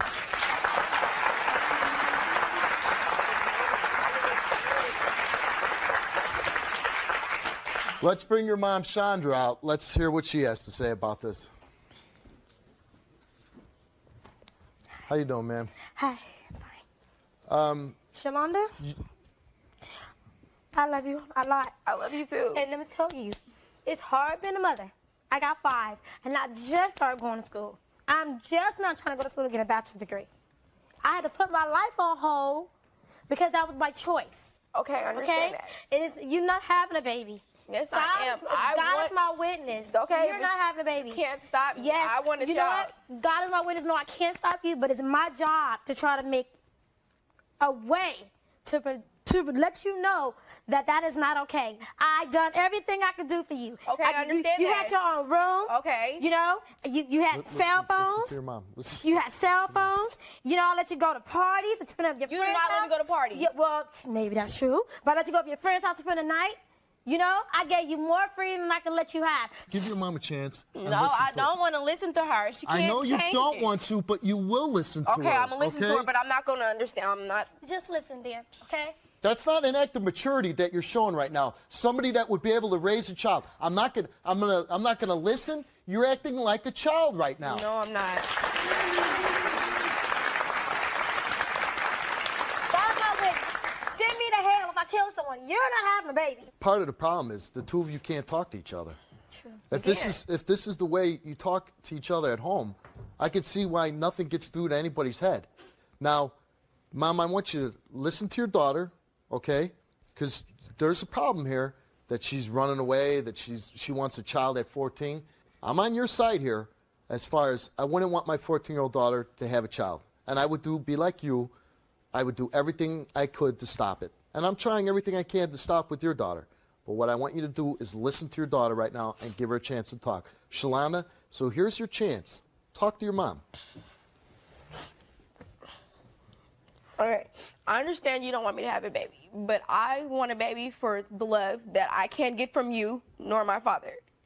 The pressure you put me through, watching your kids, trying to manage with school, homework, doing your housework, and washing sometimes your clothes. That's just too much. You call me a child, but at the same time, you want me to be mature and watch 3 children on my own without the help of my sister. That's hard. And for me to do that, I feel like, why should I have to watch 3 children? I can go out and have my own and take care of my own child, and that's just one. And you can stop treating me like a child and make it seem like I'm like an adult and stop trying to treat me like a baby, because I'm not a baby.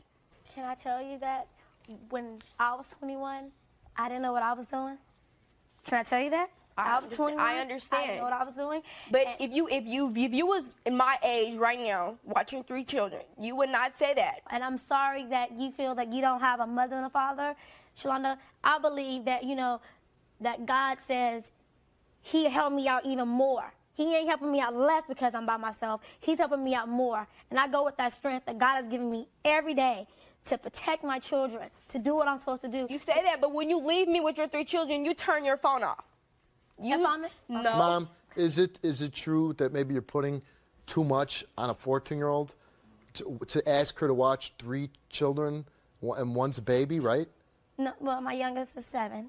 Okay, so she's watching 3 young children, right? Yes. Isn't that a lot to ask of a 14-year-old? Yes. I mean, how often is this every day that she has to do this? She will say every day. I do go to school. I do work. There's times, I'm not going to lie, I go to the club with my friends, or, if I got to go shopping, I think that a lot of things is I don't let them know. Wait, let's back up, Mom. Okay. If you're asking your 14-year-old daughter to help with the family, I understand that. She's definitely smart enough to watch children. I believe that. Having one, totally different story. But if your daughter is feeling all this pressure of having to raise these 3 children while you work a lot, but then when you have time down where you can be at home with your children, is it responsible to be going out with clubs with your friends? No. I mean, no. You have to make a decision. Who do you want to spend time with? If you're working so much, you say you work 2 jobs, or I did. I worked 2 jobs. You work 2 jobs. Okay, you're doing the right thing. You're working hard to support your family, but then I hear it out of the next one. But I know I shouldn't go out to clubs with my friends. Well, then why don't you make a decision? Here your 14-year-old daughter's talking about having a baby. She wants a baby when she's 15. Don't you say, well, you know what? I'm not going out. I'm going to stay at home and spend some time with my daughter and maybe prevent this. I did not know that I'm not perfect, Nobody is. And I'm not perfect, and I granted, I shouldn't go to clubs. Maybe I shouldn't go to clubs, but it's not that. It's every day. It's not even every month. It's more every 5 or 6 months. I might at least go once or twice. So mainly I go with family, an event. But I do agree that I shouldn't put all the responsibility on her while watching my kids. And did you tell your daughter that it was her fault that her father's not in her life? No. Yes, you do when you're mad at me. Yes, you do. No. You've never said that to her? God is my witness. I want to believe I didn't. Because, can I tell you why? Well, hold on, Mom. I think as a parent, you either know you said that to your child or you didn't. I didn't say that. And the reason why I know I wouldn't say that is she lying about that? No, because I'm not going to just get into our life story, but at a time when we've gotten to an argument and I said, I don't like you. I was like, you're not my mother. You're Sandra to me. She's like, well, if you don't have me, you don't have your father, and your father's not here because of you, and I'm your mother and your father, so there's no father in your life, so it doesn't even matter about your father. That's exactly what she says. Is she making that up? I would say she's not, but in defense, Mom, let's be honest I am going to be honest with you. in my defense, I would say to her at the same time, she was running away. She was giving me all these trouble. And I could not, I'm not saying, Steve, one justifies the other. And I'm not saying that. But she put me through a lot from January until May to where if I said to her, I said a lot of angry stuff to her within that time frame. So she's sitting here telling you I said it. She's pretty honest. She's more honest, I'm being honest with you, than what I would be. You're the adult. You have to take the high road, and you don't ever make your kids feel bad why there's not a father first of all, it's probably hurtful enough that her father's not in her life. And it doesn't help when mom's saying, it's because of you why he's not.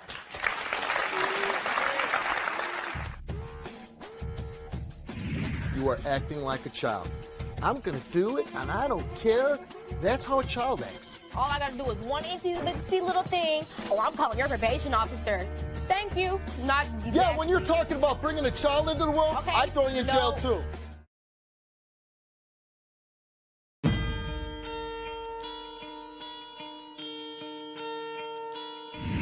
But I'm just saying, if I said that, I know it's wrong.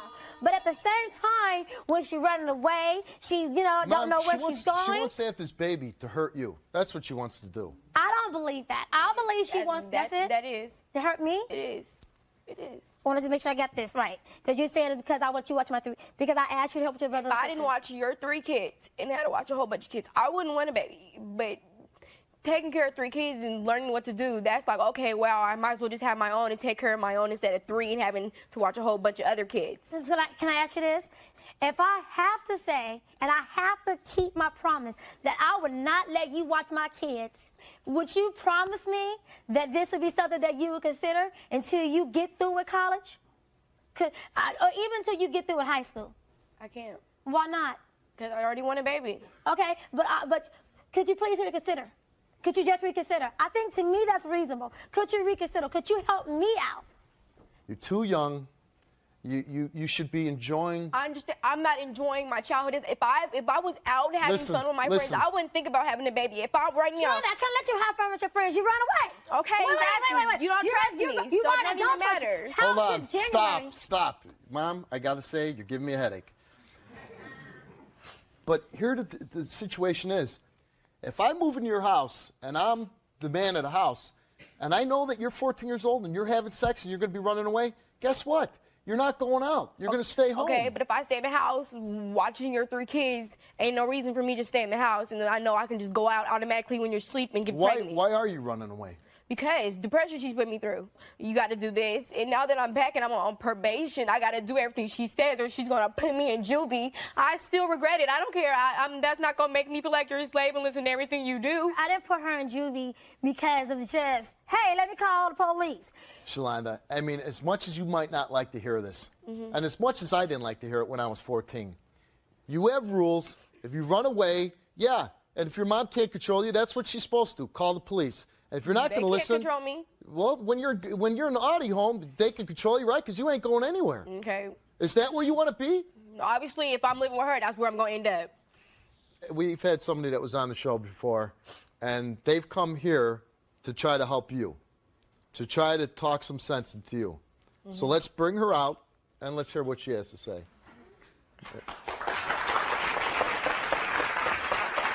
And I want you to listen, okay? Hi. Hi. I've been listening to you out there. If you're not going to listen to her, listen to what I have to say, because I've been there. I'm 22 years old. I have 3 kids. I got pregnant at 15, had my baby at 16, and it was hard. And I had to have my mom there because I couldn't do it by myself.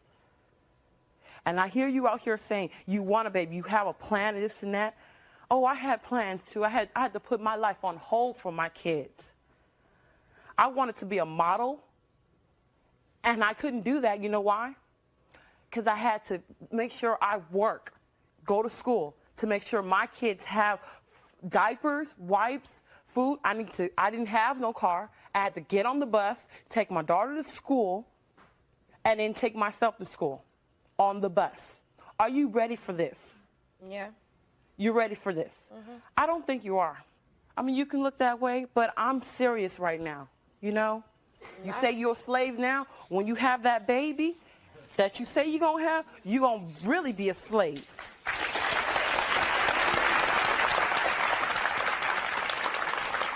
Here's the truth is, here's your future. Here's your future talking to you. I'm still working to take care of my kids. This is you in 8 years. All I want is one. She got 3. You know what? Once you have one, three, I didn't want 4. any. I got 5. I wouldn't take it back. But I have them now. And now I have to work for my kids. You don't work for yourself. You don't go out and work for yourself, have money for yourself. You have money for them kids to live on. Let me ask you a question, and I don't even know this. You were on the show before, right? Oh, yes. And when you said you got pregnant at 15, you had a child at 16. Mm-hmm. The man that had that child with you when you were 16 years old, is he still in the picture? No. They're not going to be around. Does he provide you with anything for this child? I do it on my own. But see, that's the problem here. I keep trying to tell you. You say you'll be okay with it, but you're not okay with that. Your own father's not in your life. And you'll be doing the same thing that hurts you now to your own child. Exactly. See, the scary thing is, it's with this child here, and I hear it, and, you know, my father probably would have handled the situation a little differently with me. But my thing is, your mother comes out. She's admitted she's made mistakes. I'm sitting here hearing a child saying, and when I say child, you are acting like a child. I'm going to do it, and I don't care. That's how a child acts. You know what an adult does? You know what? I better stop and think about this. I better make the best decision I can for myself, for my family. And the best decision is to get a career. Mm-hmm. You know, here Natalie's been on the show. She's been through the same thing that you've been through. Because I'm telling you, I don't know how much more that I can do to bring a woman that's done exactly what you've done and is advising you against it, is telling you you are going to screw up your life. We're not all telling you this because we don't want what's best for you. We don't want what's best for you to have a good time, to have fun. Yeah, we want that for you. We want you to enjoy your childhood. We don't want you to screw it up. And you know what I get sick of? I got sick of it when I was being a policeman. I get sick of it now when I read the paper. Children having children. You're going to need handouts. And you know what? You don't have the life experience. You don't have the maturity level to pass on to your child when you're 15 years old. And then what happens? Your child is going to be 14 or 15 and goes, well, my mom did it. It's okay. And my dad ain't around. And she said it's because of you'll end up saying the same thing to your child that she said to you. Believe me.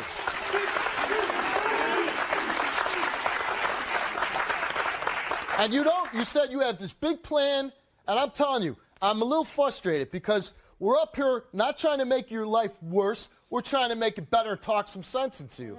But I feel like I'm talking to a brick wall. You know, your mom's saying she made a mistake. Here's a young woman saying I did the exact same thing.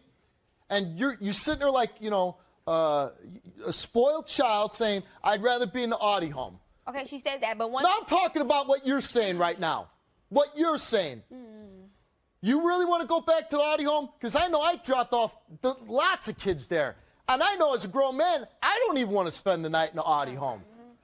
I mean, all it is a mini jail. And kids are mean to each other in there. I know that for a fact. And you'd rather be there than at home? Your mom's here. I don't have a choice, so it don't even matter. You don't have a choice. You do have a choice. It's your choice. All I gotta do is one itsy little thing. Oh, I'm calling your probation officer.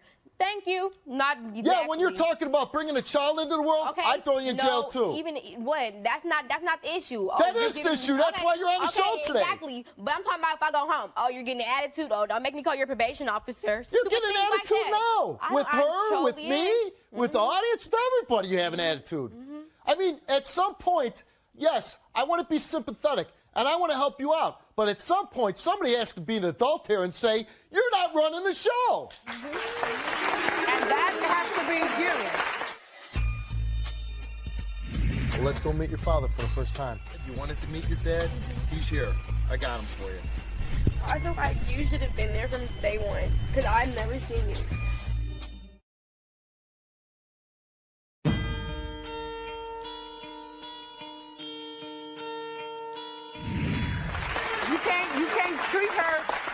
can't treat her like an adult sometimes and then treat her like a child another. Exactly. You can't do that. You can't play both sides. You have to be firm and be the adult all times. So I know that. if but it's hard. Can I say it's hard because at the same time I want to give her freedom. I want to give her the independence, and it's not that I want to. It's just that she's missing that part of her life. You know, she's missing that person's a part of her life. She said that she needs someone to talk to. How come you don't sit down with this woman right here? Okay, that she says goes and that she runs her mouth. She goes and runs her mouth to the family members, her friends. That's not I'm telling nothing. That could be true. Oh, but let me say this. Okay, you know what? Everybody stop. Everybody stop. We've gotten to the point now, we're just going back and forth here. Mom has taken responsibility. She has said she has taken advantage of you. That means something. It does, whether you like it or not. For her to come on and say, listen. I understand. Okay? She came on the show. She came on the show because they care about you and they don't want you to make a mistake. So what I want to do now is, Mom and Natalie, I thank you for coming on. Thank you for being there for her. I really hope you don't do that. It's gonna really, really put a hold on your life. I'd like to ask the two of you to leave the stage right now. I want to talk to. Thank you. Thank you. You got a lot of issues with your mom. I understand that. I understand you might be angry with her. But it's real simple. You can't have a kid. You can't have a child right now because you're too damn young. You're too damn young. And you said yourself that you're doing this because you're mad at your mom and you want to get back at her and, not take care of her kids. Is that the reason why to have a child? Think about it. That's not the reason. But, to bring a human life into the world is because you're mad at someone? It's the exact opposite of why you're bringing a child into the world. It's because you love someone that you're bringing a child into the world. So let's not confuse it. You don't bring children into the world because you're mad. And I think part of it is you're mad because your father's not in your life, right? That too. And you were told, she's made a mistake. And she said, your dad's not in your life because of you. Well, I don't think that's true. I don't think your dad took off because you. Well, I don't know because I never met him. So. Well, I don't know what the reason is, but I'm guessing maybe it was probably they couldn't get along. I mean, that's probably the obvious answer, right? You have trouble getting along with your own mom. I'm guessing that maybe he had trouble getting along with your mom. But that doesn't excuse the fact that he's not been in your life. That doesn't excuse the fact. Now, what if I told you, I know exactly where your father is. And I could take you to him. See, we contacted your father, and he was supposed to show up on the show. He hasn't seen you since you've been 3 months old. And he was supposed to be here today. And you know what? For some reason, he didn't show up. My mother. No. Me. So I tell him. I don't know why. You asked us to find your father, right? Well, we found him. And I'm asking you, would you like to meet your father? He wouldn't come, so what I'm telling you, I'll take you to go see your father and meet him for the first time.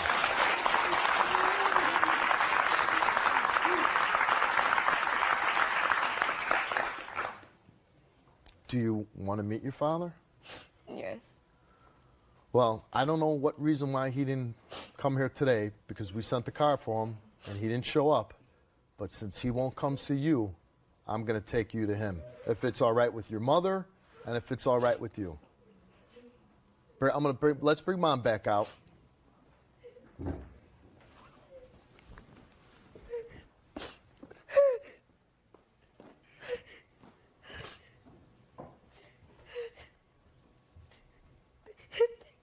Thank you.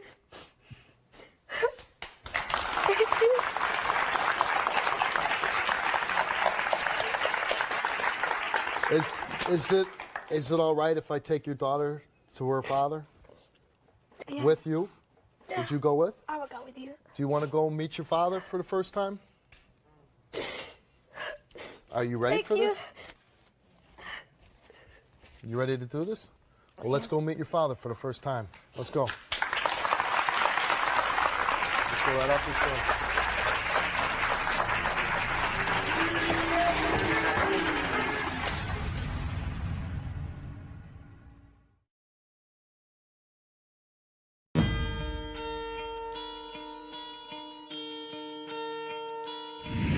So you're Roy, and you're Shalonda's dad. Yes. And so your daughter was on the show.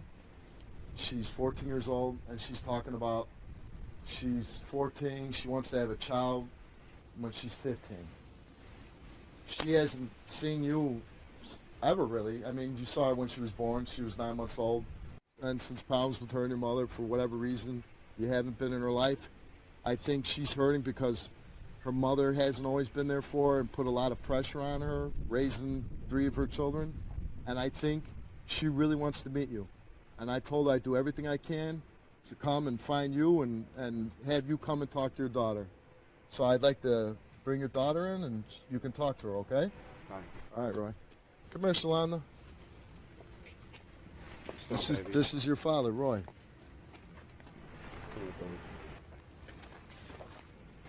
You okay? It's all right, baby.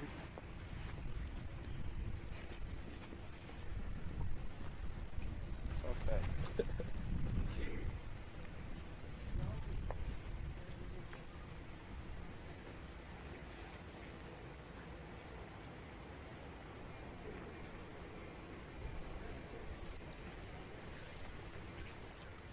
Now, Shalonda, one of the reasons why I came down here and got your father was because you came on the show today and you said, you know, you've had problems and you want to have a baby at 15. And I talked a little bit with your father, and you know what? Your father's concerned about you, and he wants to be, I don't want to put words in your mouth, but I've been searching for you for a long time, boo. and he wants to be in your life. What as a father can you... I didn't have you when I was young. So I know you're going through some stuff, so don't worry about it, baby. It's going to be all right. Don't cry. It's all right, boo. It's all right, baby. You got a lot to talk about. Good? Thank you, Steve.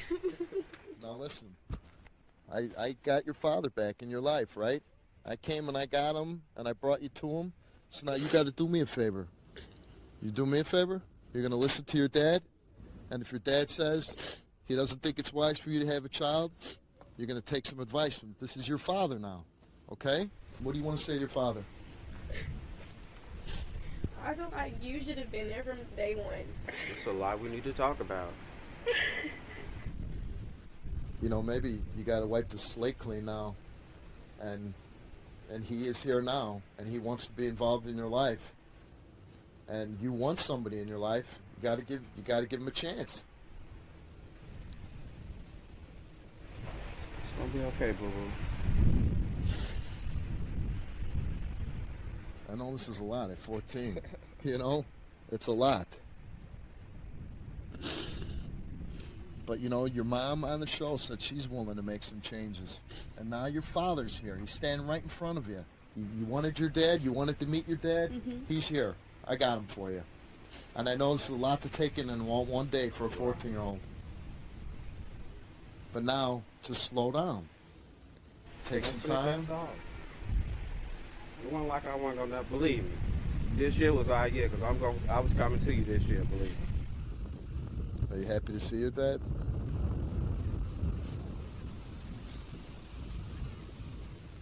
This right now has to be about really moving forward. That's all and you know, and forgetting about the past.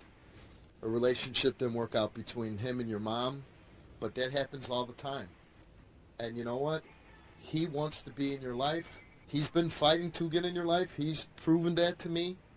So I think moving forward, I got papers to prove that. And what I think now is moving forward. And Roy, I brought your daughter to you. Just, you know, be a part of her life. Be good to her. You know, here's your dad standing right in front of you. Right. Your mom's willing to make changes. Your dad's in your life now. He's standing here. This is about moving forward and putting a 14-year-old girl on the right track. and get you to start thinking straight again. We're going to make it work? Yeah, I never had no doubt. Roy, now that I brought your daughter to you, promise me man to man that you're going to be in her life from now on. From this day forward. Good luck to you, Roy. All right, thanks. All right? Shonda, good luck to you, honey. Listen to your dad now, okay? All right. We're going to leave you guys alone. And you know what? We're going to follow up. I'm going to make sure that your mom's making the changes and dad's staying in your life, okay? I'm going nowhere. You got my number too, Roy. You need anything? You need help to getting her? And you need help? If she doesn't listen to you, you call me, we'll do it together. All right. All right. Good luck to you.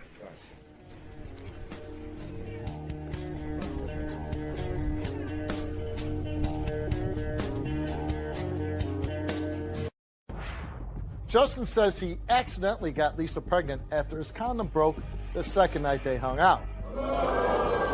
But Lisa says they planned this baby, and she claims Justin told her he wanted to get her pregnant and get married. But according to Justin, she is crazy, and if this is his son, he wants full custody. All this and more on today's Steve Wilkos Show. I'm crazy. You made me this way.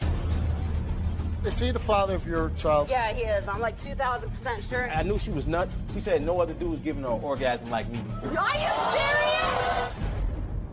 Did the sex turn her into a psycho? I hope so. And then she yanks down her shirt and she has my name tattooed on it. And this is after what, 2 weeks? 2 weeks. He is a manipulator.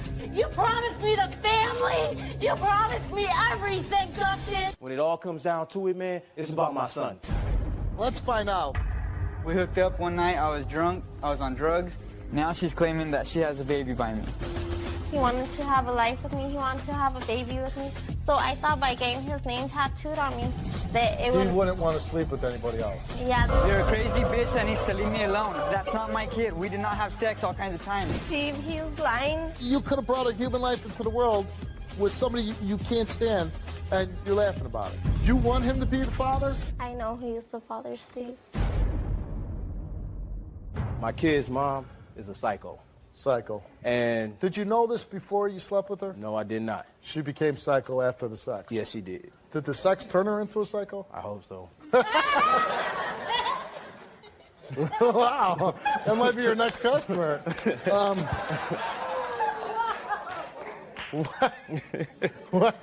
Why do you have doubts that this is your child? Well, when I met Lisa, I met her off a dating website, which I never do, but I just got out of incarceration. A buddy of mine set up a site for me.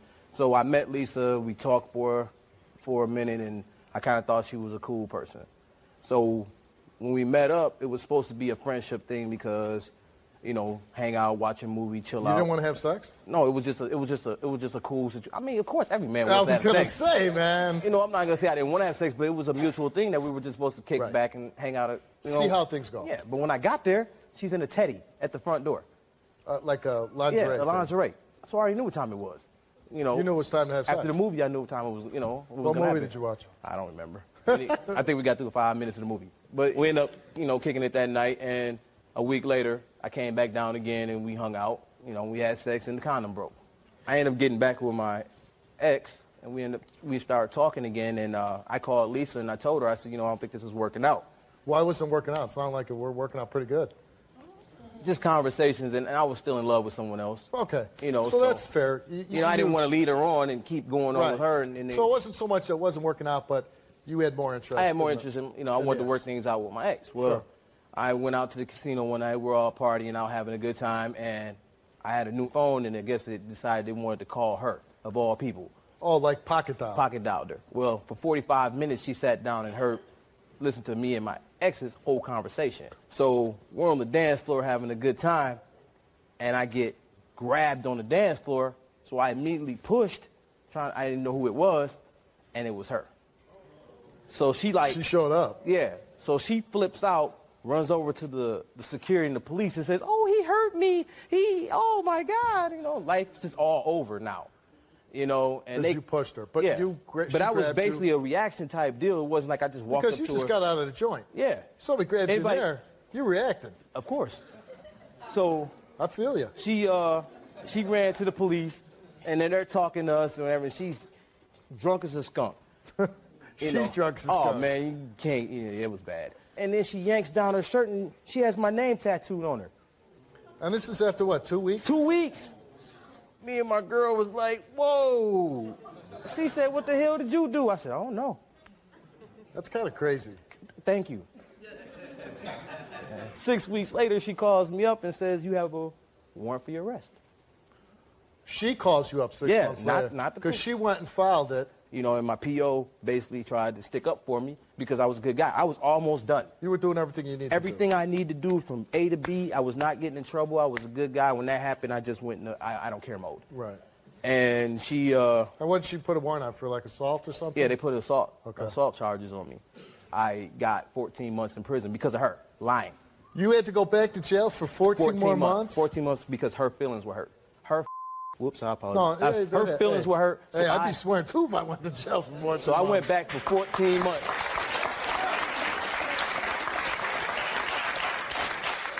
After the 14 months, we started communicating, and I decided... You and the girl who tattooed the Well, name? I found out she was pregnant.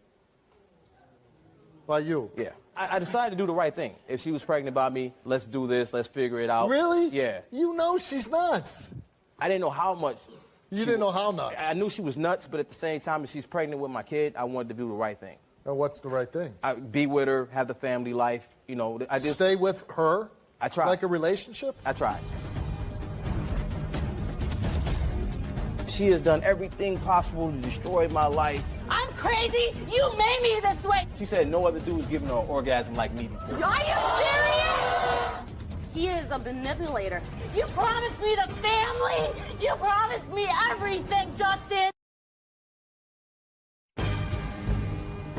She has done everything possible to destroy my life. I'm crazy. You made me this way. She said no other dude was giving her an orgasm like me before. Are you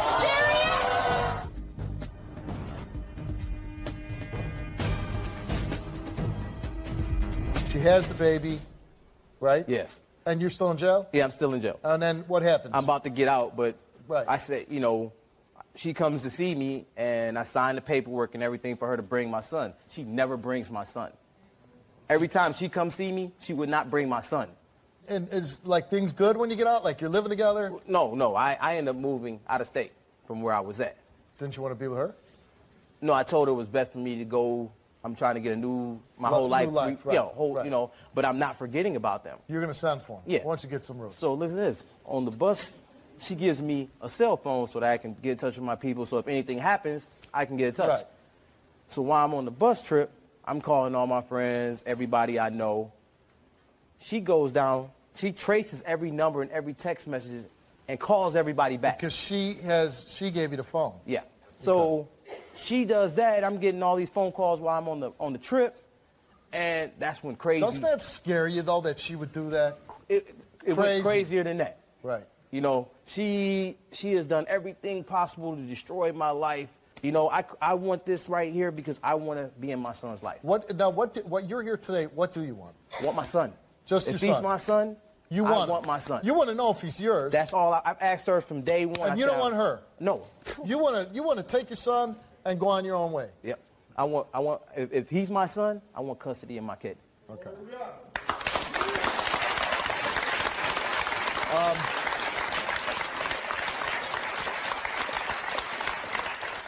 Is she a good mom?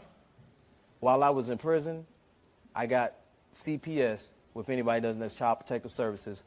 Watching my show, they all know what it means. Contacted me 3 times while I was in prison. And what did they say to you? Unfit mother, nasty house. My son wasn't performing what he needed to do. He wasn't at the level that he should have been He for his was age. nowhere near it. And every time I talk to her on the phone, my son is in a playpen, in his bed. He's never active running around. And I used to ask her, like, why isn't he on the floor? Why isn't he scooting around and doing what normal kids do? She always has him locked up something every time I talk to her. When's the last conversation you had with her? The last conversation I had with Lisa is we got into an argument about my son, and she told me that I was. She called you that? She called me that about 10 or 12 times. And my thing is, you have 3 biracial children. That might be an issue of more anger than her being a racist. I mean, it's a terrible But thing it's a to word call. that should not come out of a person's mouth. Especially when you have black children, And that's right? what thing. I said, you're calling me that. You're calling my son that also. But that's, so there you go. I mean, and if you're saying everything's true, then that's a case of pure craziness, right? Yeah. Okay. Let's meet Lisa. Let's bring her out.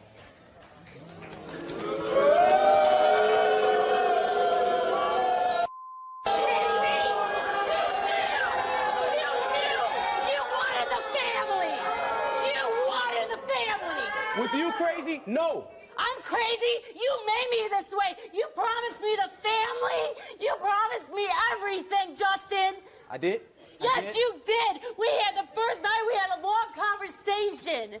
Like a 4 or 5 hour long conversation. We didn't even make through the movie 5 minutes and we were I'm having talking sex. when we were on the phone talking. Well, you changed it all up when you came at the door with a teddy on. Wow, you Don't be coming here lying to these people and telling them that you did not tell me that stuff. I told you I wanted. I told you I wanted. Yes, not with you. Because you got not telling me that. Wow, man. Wow, man, are you serious? You need help. Is he the father of your child? Yeah, he is. I'm like 2,000% sure. She said no other dude was giving her an orgasm like me. Are you serious? If he is the father, I hope you'll make the best decisions for your son and not be selfish about what you want. Justin.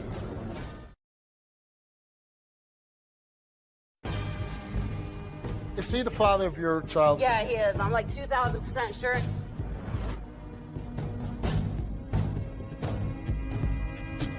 Yeah, he's saying I'm crazy. I'm not crazy. Okay. Did you go file a warrant out for his arrest and put him back in jail for 14 months? I did not file for a warrant. They automatically, it was on federal land, they automatically issue it because he assaulted me on But on you land. had to make a report. Yes, I did. But he was there. He was there with his ex. You tracked him down through the phone. No. No, that's not how it went down. He kept on pocket dialing me. I called him. I'm like, "Are you on your way?" He was supposed to come. Well, why him would and you his show cousin up where he supposed was to come at? to my Why house. would you show up where he's at? Because she's crazy. Because I wanted to see what was going on. Because he was supposed to. Be And coming you to got my mad house. that he was You're with the right, and female. I shouldn't have went. I shouldn't have went there. Okay. After I thought about it, after I Did he talked, assault I shouldn't you? have went there. Yes, he After pushed you me. grabbed him? I did not grab him. I went up to behind him and hugged him. Okay, No, but you came that up from was behind. He after- doesn't know who it That is. was after, no, because I was talking to somebody else that he knew, and I was sitting there having a conversation with Okay. him. He was But don't you feel dancing. bad he did 14 months for that? I don't. I Okay. wrote letters. He asked me to write the letters. problem I wrote have here letters. is, you said he promised you the family and this and that, but you had it already. You had 2 children before you even met him. Yep. Okay, so he's promising you something that you already have. Why would that be such a, oh, that sounds great? Because I was ready to settle down. I was ready. I'm 35. I'm ready to settle down. You're ready to Be a settle family. down with the guy you just met. He asked me to marry him in prison. I even talked to the chaplain. Guys in prison will say anything. Oh, trust me, I know. That's why I didn't want to do it. And he was like, all mad because I wouldn't do it. The tattoo. Hmm. Yep, and I was stupid. I yell at people for doing it too. After how many days did you I know knew him him that for you get the tattoo? About 3 to 4 weeks. About 3 weeks. 3 weeks. Yeah, and you and it's went getting and you covered. put, okay. Y'all But see you what I'm went talking and you about? tattooed his name on your chest. You don't think every day I can take it back? As they were tattooing and putting that needle into your chest, what were you thinking? What? Honestly, why am I doing this? Yeah. You were I thinking did. that. I and called so him why the didn't you day- stop I and say, you called know him what, at stop? the tattoo place and You told him I did was- not tell me Yes, about the I tattoo. did. Don't lie. You Don't lying lie. son of a bitch! Ooh, y'all see what I'm talking about?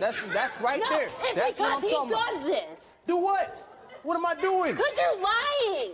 He is a manipulator. He is such a sweet talker. He has you guys fooled, I'm telling you. Yeah, I did check his phone and everything like that. Okay, you checked his phone.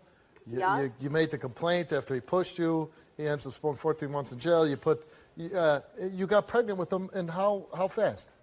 The second time we had sex, and no, we did not use a condom. We did use a condom. We did not. It doesn't Really? matter. It doesn't matter if Really? it doesn't matter if you use the condom or not. Wouldn't you say, you know what? I got 2 kids already. You can't have sex with me unless you put one on. I was stupid, honestly, I was. Trust come me, on. I beat myself up But every you're day. saying I did love this stupid, my I did son. that stupid. I love my son very much. I understand you do. Of course. He's here now. You got to love him. The point I'm making is, here you are, a single woman with 2 kids, and you're just making all these stupid decisions for like a guy that just got out of jail. Then you put his name on you after a couple weeks of knowing him. Because he's a sweet talker. But still, you're not some young babe in the woods here. I understand that, and I know that, Steve. Trust me, I beat myself up every day for it anyways. I don't need you or anybody else beating myself up every day for it. Is he the father of your child? Yeah, he is. I'm like 2,000% sure, and I trust me. 100% is good enough. 100%, and I'm telling you right now, I wish it would say he's not. I don't want to deal with. So you're hoping my son today does that not this need state a player and a loser in his life. But you know what, though? I can be a player, but I'm a good damn dad. Every time I tell you I'm going to send you money to do something, you say, don't send. Your son doesn't need anything from you. This is your mouth. I work and I support him. Well, then why can you be mad at him if you're telling him not to send I'm telling him, I'm going to send it. It's not so much that because he says stuff and it irritates me. And the heat of the moment when he pisses me off, that's why I say it. This is what I'm talking about. I'm trying to be a good dad. I call, check on my son, everything. Why would you come here today? Because he wanted to come here. But you hate the guy. The show. But you hate the guy. Why would you say, no, I'm not going to waste my time? Hold on. This is what she told me, Steve. This is funny. She said no other dude was giving her an orgasm like me before. Are you serious?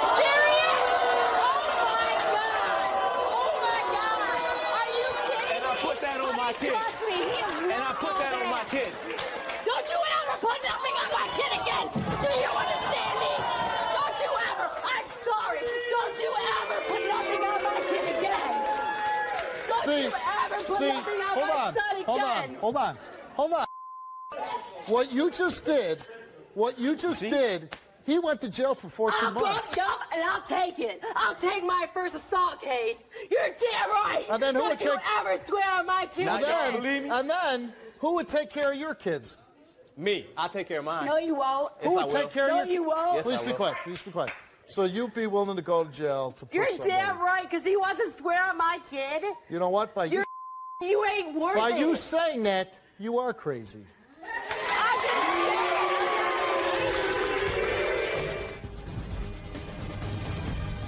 If he is the father, I hope you'll make the best decisions for your son and not be selfish about what you want. Justin.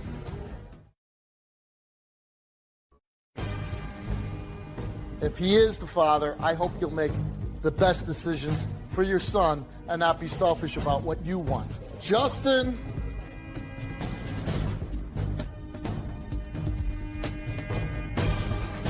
I never meant to hurt you. Seriously, I never meant to hurt you. When it all comes down to it, man, it's about my son. Forget me and you. I don't want. I want the DNA to say that you're not the dad. I don't want you. Even after this, I don't want you in my son's life. You can't keep me from my son. I don't want you. I don't want you in our son's life. I don't want nothing to do with you. Okay. In the last few days, when you've called me, how many times have you asked about our son? I called you and asked you how did my son do off the airplane. No, hardly. You do. No, I told you after you called me. After you called me, I have not talked to you. I have not talked to you. You want to know why? Because you know what? You don't have no right to disrespect me like that. I'm not a racist person. I called it that because I'm sending money, and he was like in prison. No. I'm sending money in prison. He's like, yep, that's what you were supposed to do. You were supposed to support me. You put me in prison off a lie. And I wrote letter after letter. You got in trouble. You got in trouble because you ran from the law. You got caught in another state. I wouldn't have been in trouble. I would have been off if you hadn't did what you did. Really? You had a year to go on parole. Hey, I'm going to tell you this right now. If this comes back saying that he's my son, I don't want him to see him until we get home. You know what? I would hope, no matter what, if he is the father, I hope you'll make the best decisions for your son and not be selfish about what you want. Let's find out. Justin, you are the father. He is the father.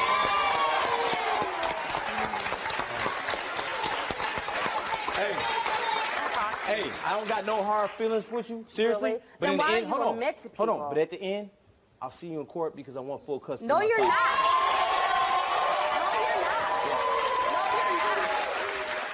There's a lot of anger now. And I don't know if that could be helped or not.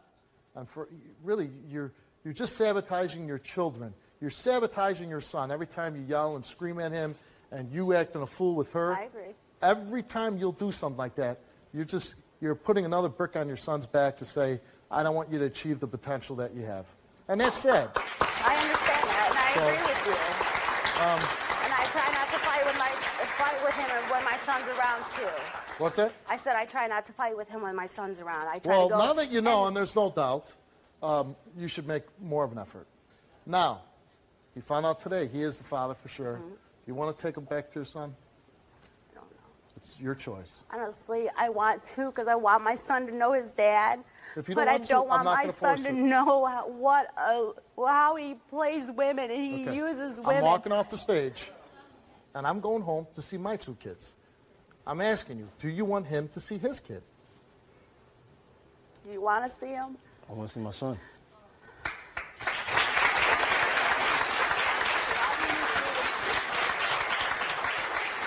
That might be something you talk about in private.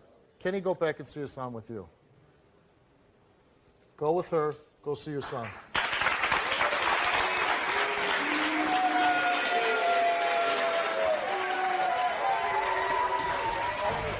Hi, baby. Hi, honey. How are you? I love you so much. Hi. Come here. What up, my man? That's your daddy. What's up, man? Say hi, What's daddy. We hooked up one night. I was drunk. I was on drugs. Now she's claiming that she has a baby by me. He wanted to have a life with me. He wanted to have a baby with me. So I thought by getting his name tattooed on me that it He would. wouldn't want to sleep with anybody else. Yeah. You're a crazy bitch that needs to leave me alone. We hooked up one night. I was drunk. I was on drugs. Now she's claiming that she has a baby by me.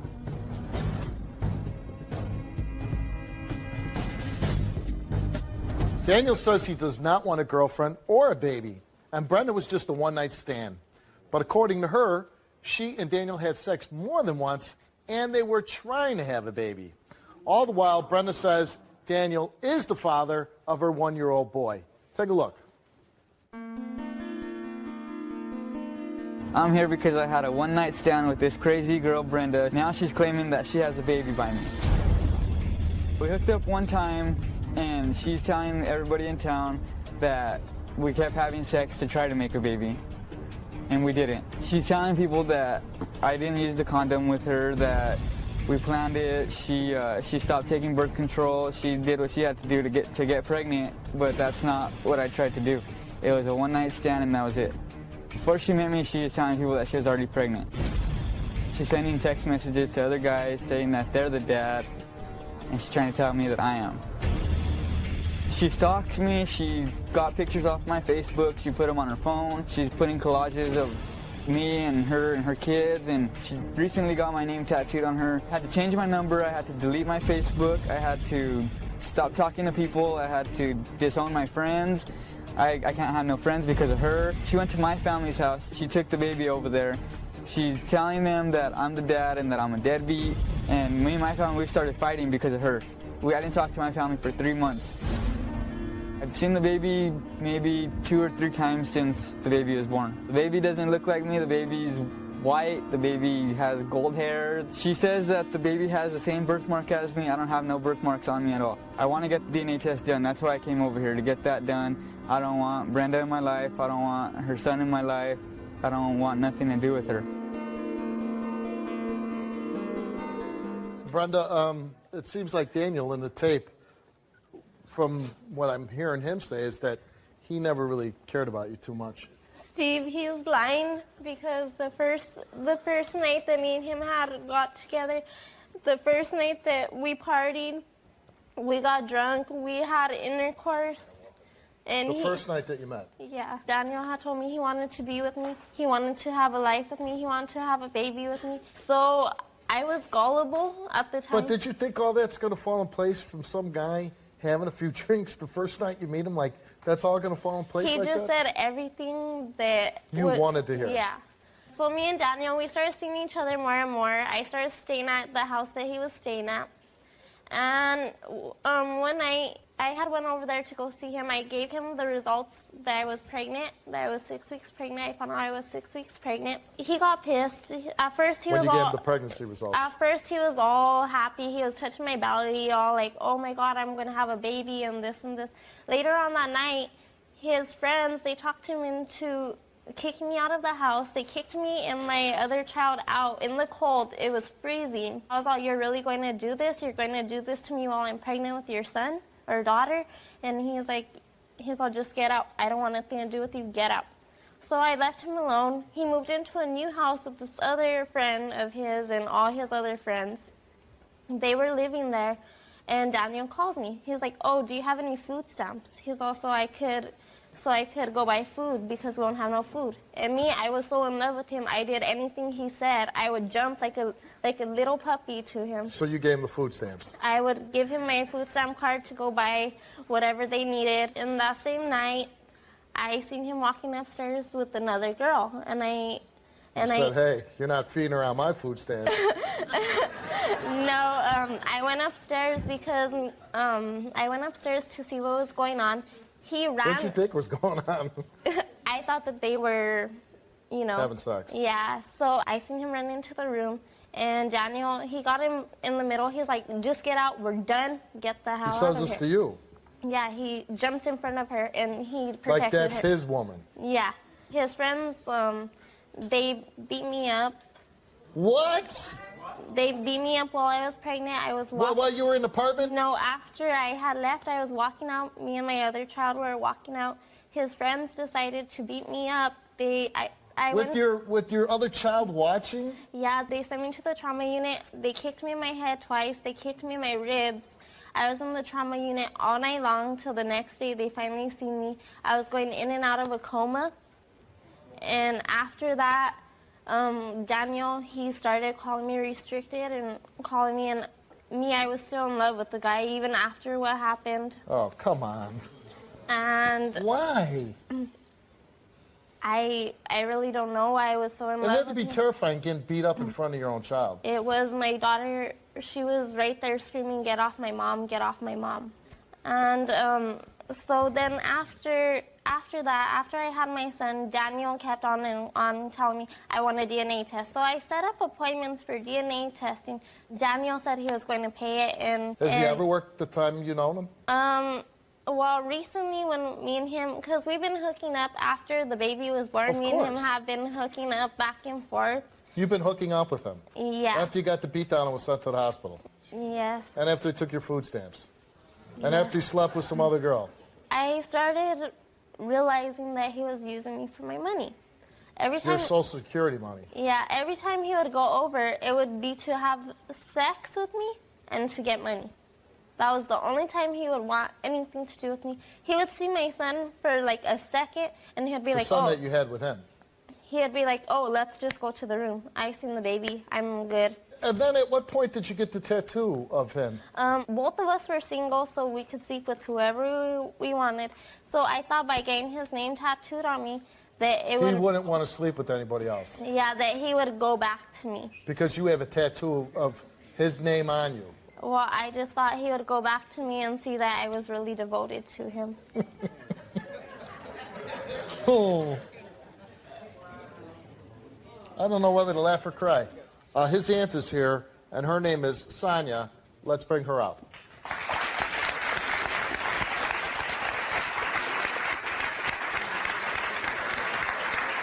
Are you kidding me? You sat there, you torn our family apart. I've even offered.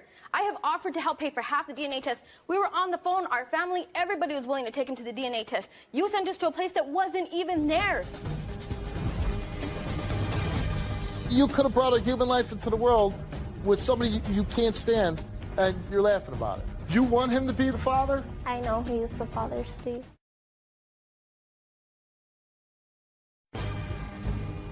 You could have brought a human life into the world with somebody you can't stand, and you're laughing about it. You want him to be the father? I know he's the father, Steve.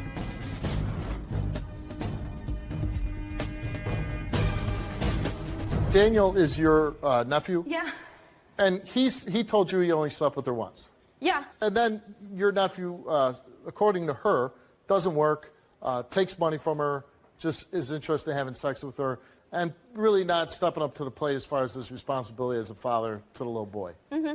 And as far as not working, he works with my husband. So he doesn't sit on the couch at home. And does he give her any money? No, I know he doesn't give her any money. Why? And that's because he doesn't believe the kid's his. Okay. And you don't believe it? No. Let's bring out Daniel.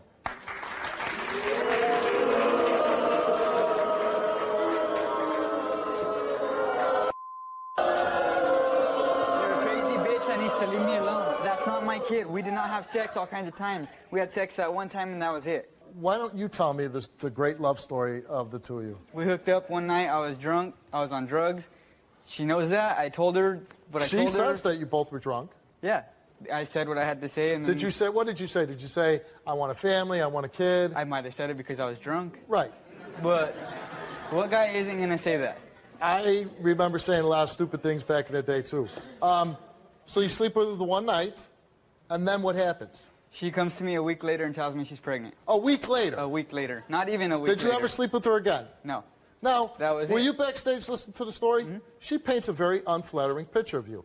Yeah. You're a bum, that you kick her out during the middle of this really cold night, her and her little girl, you kick them out on the street, and as they're walking on the street, she gets beat up.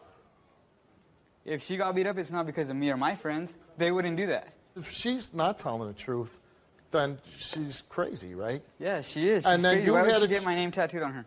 I saw that. Recently. I saw that. But now you would have a child with a person that is a little bit unstable, that you don't want to be with, and now you're going to be tied, together for at least 18 years, giving her money, helping with the child, if you do what you're supposed to do, right? Yeah.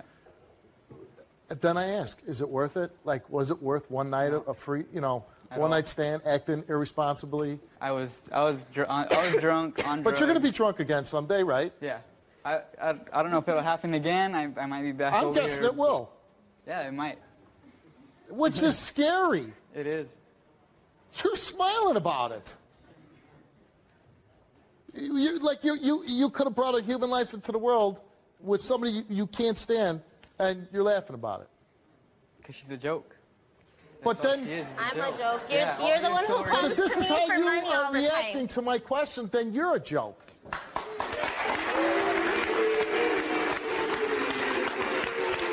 Hold on. We all know what the show's about, right? You came here, she's saying you're in this deep relationship, trying to have a baby. You're saying drunken one-night stand. You knew we were going to have you come here and ask you to take a lie detector test. You refused to take one. Mm-hmm. Why? For what? What did I need to take one for? Well, her story, we'd like to know. Were you trying to get her pregnant? Did you sleep with her multiple times? Were you cheating on her? Did you take her in the house? Did you throw her out in the middle of the night with her kid? Those are questions I'd like to know if you're telling the truth. But you didn't want to take one. And see, to me, that's a little suspicious. It's like, man, I got a little something to hide here. I'm going to give you a chance to be honest, right? Here's your chance to be honest without being strapped up to a machine. Did you sleep with her more than one time? Yeah, it was more than once. Okay, see, there we go. Right off the bat, right? Okay. Do you know if anybody injured her? Nope. You don't know anything about that. Did you ever throw her out in the middle of the night? Or yeah, I did throw her out. With her child? Yeah, with her kid. In the cold? No, it wasn't cold. But knowing that she's a young woman with a young child, is that wise? Wouldn't you say, make sure she gets to where she needs to go? No, because I didn't care about her. I still don't. Again, I understand that part, but, she's with a little girl. Did you care about the little girl at all? No, she's not. No.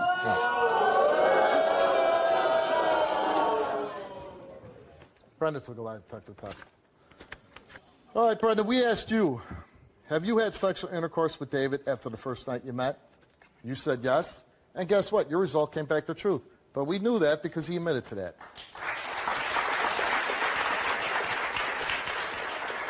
Did Danielle tell you that he wanted to marry you on the first night you met him? You said yes. You told the truth. You admitted that.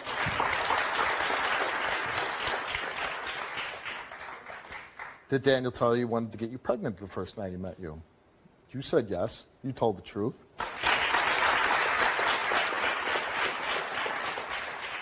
Did Daniel know that you were trying to get pregnant 2 days after you met?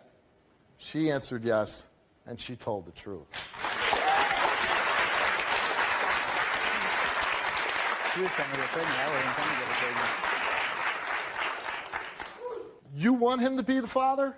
I know he is the father, Steve. But do you want him to be the father? Yes, so he could man up. So and, I shouldn't even read this because we know he's the father, right? well, read it so I can prove to him. So you can prove.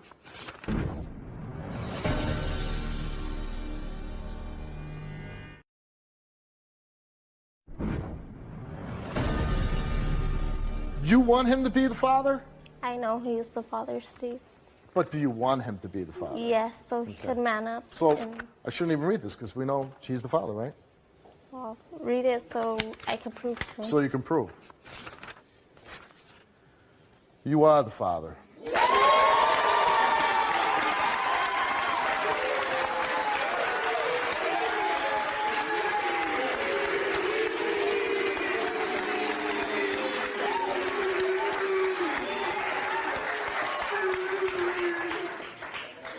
What do you want to say to her? Just leave me alone. I'll deal with your mom, and that's it. My mom. Okay, well, my aunt could deal with you, and that's it.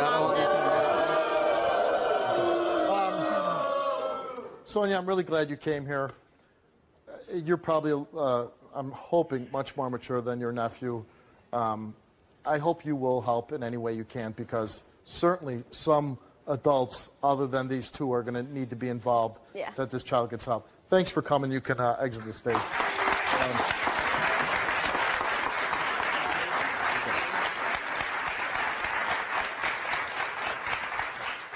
Is there anything you want to say to him? Just be a man instead of going to my mom. Be a human being and talk to me face to face and take care of that little boy. He's needed you since day one. You have not done. And what really bothers me is that you find out that you're a father. Now, no doubt about it. And your thing is, well, I'm not going to deal with you. And, you know, I'm just going to do whatever I got to do. And I'm not going to deal with you. I'm going to deal with your mom. I have one question to ask you. When are you going to grow up?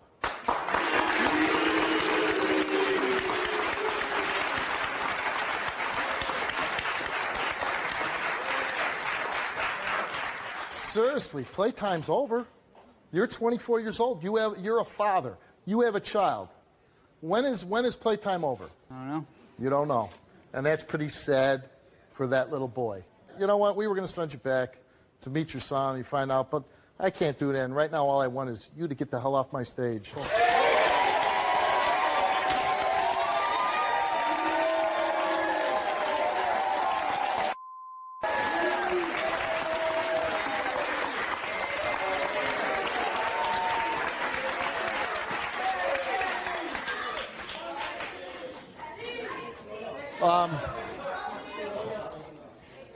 And I sympathize with you because you're in a tough situation.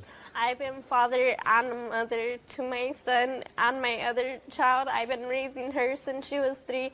And after he was born, I haven't had no help from nobody. I've raised my kids on my own. I believe you. And I'm only 22. And I think you're probably a very strong woman as far as taking care of your kids. But what happens now at this point? You see what you got, who you had your second child with. A boy. I need to start making wiser decisions and stop messing around with the lowlifes.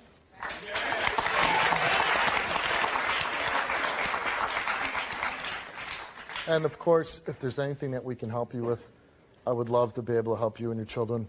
But I also want to know, as the show is now over, you've shown he's the father.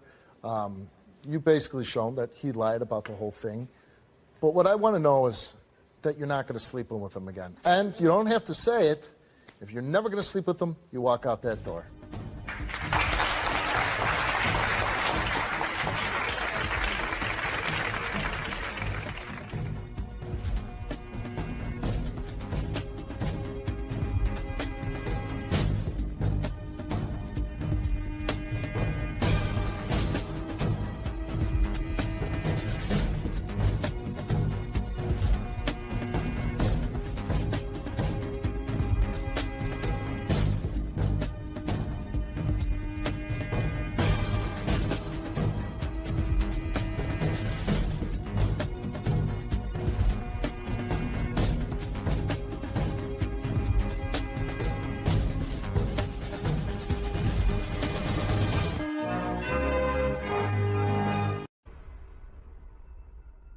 Welcome to the show. My guest is Andrew. Andrew, why are you here?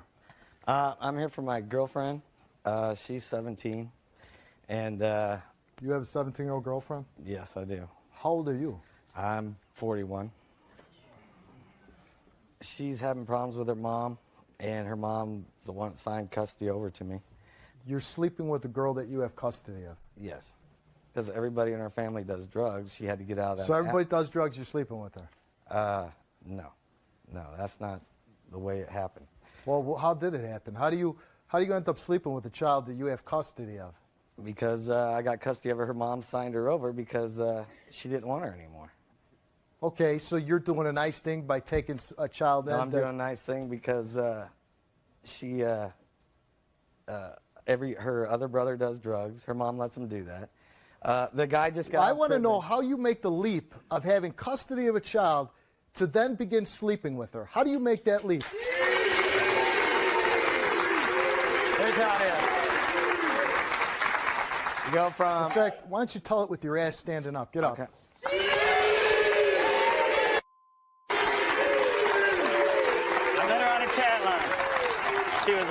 She said she was 18 and I ain't supposed to be less than 18 on this chat line. So I met her on the chat line.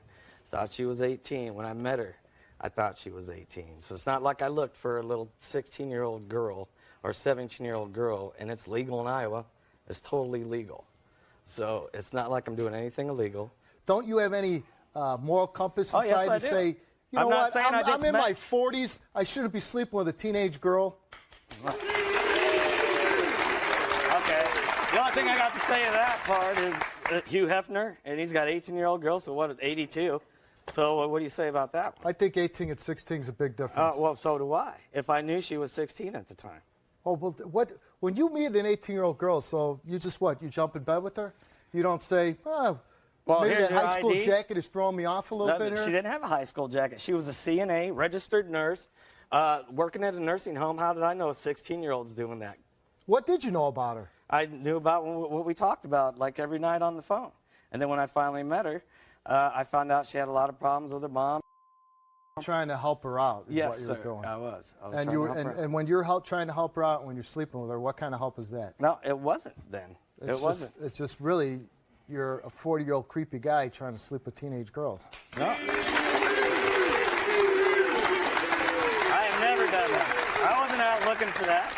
You've never done it. You said you are doing it. Yeah, well, I never just went and looked for her. What are you doing like on she a was chat 16, line? What are you 17. looking for? On chat, like talking to girls. I thought she was the right age, like she said she was. Oh, so nobody lies on the internet. No, I'm not saying that. But when I found How out, old I did you tell broke her it off. How old did you tell you were? I told her I was 37 at the time. Yeah, so you're lying too. Yeah, yeah. But on this line, you're supposed to be 18, at least on that line. How do you end up having custody of this girl? Okay, her mom couldn't take care of him. She was letting her other son. She gets Social Security from her oldest boy. He's in the house every day. Her younger brother's 15. Her mom's boyfriend at the time was doing crack and a whole bunch of stuff, and she couldn't go to school. I hear in the background she's trying to. When I found out she was 16, I broke it off. Her mom called the police on me, so I broke it off then. But then the police came over and said, you know what? In Iowa, it's legal. The police came over and said, go ahead, keep sleeping with her. Yes, It's legal. They said it's legal. There's nothing we can do about it. So I didn't even know that at the time. So you weren't even sure if you were breaking the law or not? Oh, no, I wasn't. I broke it off with her. You broke it off? Yeah. And she kept calling and crying and crying. So then I felt sorry for her. I told her, well, you can finish school down here. How did she get down there? She took a bus down. Did somebody send her on the bus? No, I paid for the bus ticket. She came down. We fell in love, and I've been with her. How fast did you fall in love? It was a few months. When you're sleeping with a 16, I don't give a damn if it's on the law or not. That's abuse. Until one day you said, how would you like to live with your boyfriend? I told you, you know. You pushed me off on him because you didn't want me. Why did you do it?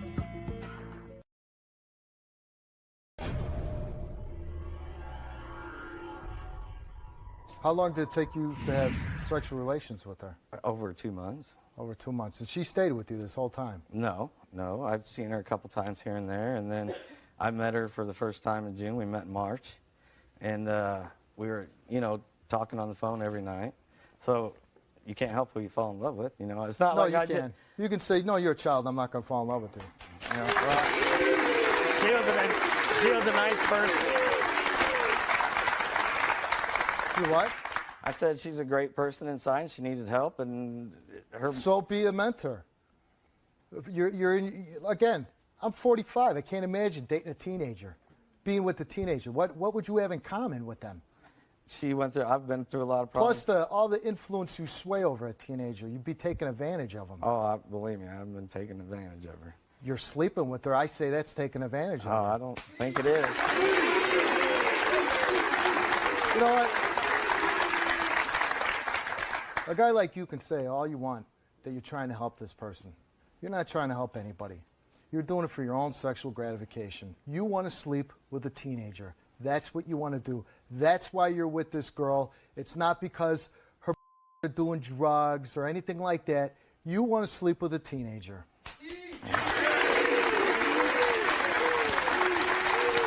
I didn't know she was 16 at the time.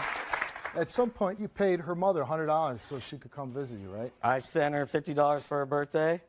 Her mom needed money for I don't know what, pay bills or something. I told her, is there any way I can come see her? And she said she needed another $50 for something. So I paid $50 to go up and pick her up. And not only did she let Brittany come down, she let her other daughter come down. Never even met me before or anything, and knew I met her on the chat. So she sent her two teenage daughters to come spend overnight with you. Yeah. One's 16, the other one's 12. I think she was 12. Why would you let a 12-year-old come stay Because with you? You've never met, that you don't know the parents. Because it was her sister. It was her sister. These are young teenage girls. These are girls, you've never met their parents. You obviously thought you were doing something wrong because you broke it off. And now you know this other girl is definitely 13, 12, right? Why would you let her stay in your house? Well, because she wanted to come down and have a good weekend.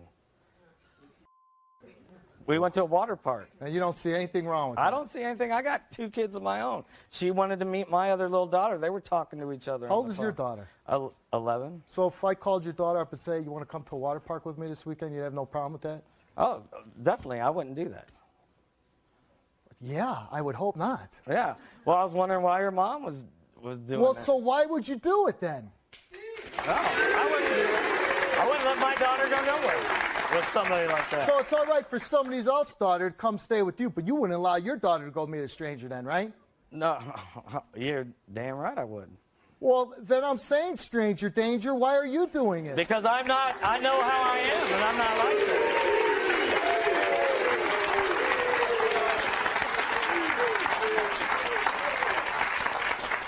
You know how you are. What do we know about you? We know that you'll sleep with a 16-year-old. Well, not knowing. Not knowing, but you did know at some point, and you still continued to do it. No, because I was in love with her. You were in love with her. How long after did you find out that she was 16? About 5 months. 5 months, and she's lying to you? She's saying she's 18? Yeah. So you fell in love with somebody that's been lying to you about their age the whole time? Yeah. That didn't bother you at all? Well, it bothered That this me. relationship built on love, that she's lying to you the whole time? Well, yeah, it bothered me. Then what did you do about it? I broke up with her.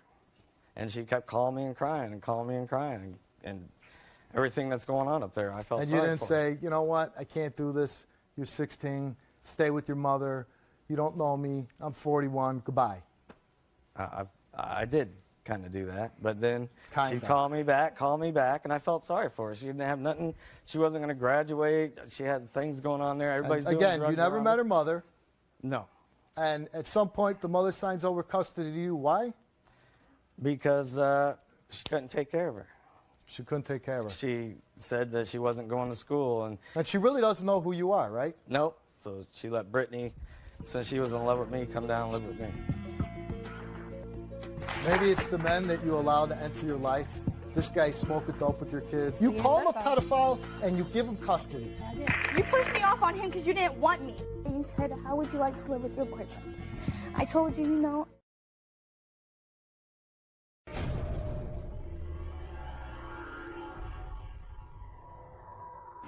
You don't know the story, so I'm just I don't know the story. I don't need to know the story. I do know the story. Creepy old guy, young teenage girl. You taking advantage of. Nothing like that. Oh, it's nothing like that. Nothing like that. Okay. It's true love, right? It is. I love her. True love. I do love her. She'll be 18 in 2 months. You're acting like she's like 16 right now. I still love her. She still loves me. So what? As long as I start dating a 14-year-old and I stay with her until she's 18? No, I didn't say that. See, now you're just That's basically what you're saying. No, I'm not. You're still with her. It's okay. It has nothing to do with that. Has nothing to do with it. You let girls that you didn't know, you don't know their parents, you have no relationship at all, and you let them come and stay in your house. And you wouldn't let your daughters do it, but you'll let somebody else's daughters do it. Yeah, but well, you see my daughters ain't going to have an atmosphere like she's had to go through and her kids have to go through. So what? So they don't get to go and sleep with some old guy? They wouldn't even, that would never even happen. And I wouldn't even have an atmosphere where everybody's doing drugs Why wouldn't that every happen? day of the Wouldn't week. that be a good thing if some older man wanted to take care of her? One of your daughters wanted to take them for a nice weekend? What's wrong with that? It wouldn't happen. Why, though? Because they wouldn't even It's a good thing. You're describing your situation as a good thing. Don't you want a good thing for your daughters? And I do, and then my daughter will have a good thing. Well, why can't she have it? Maybe, like I said, I'm free this weekend.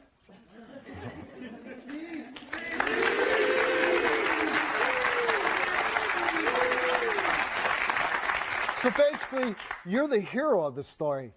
They didn't write that on my cards.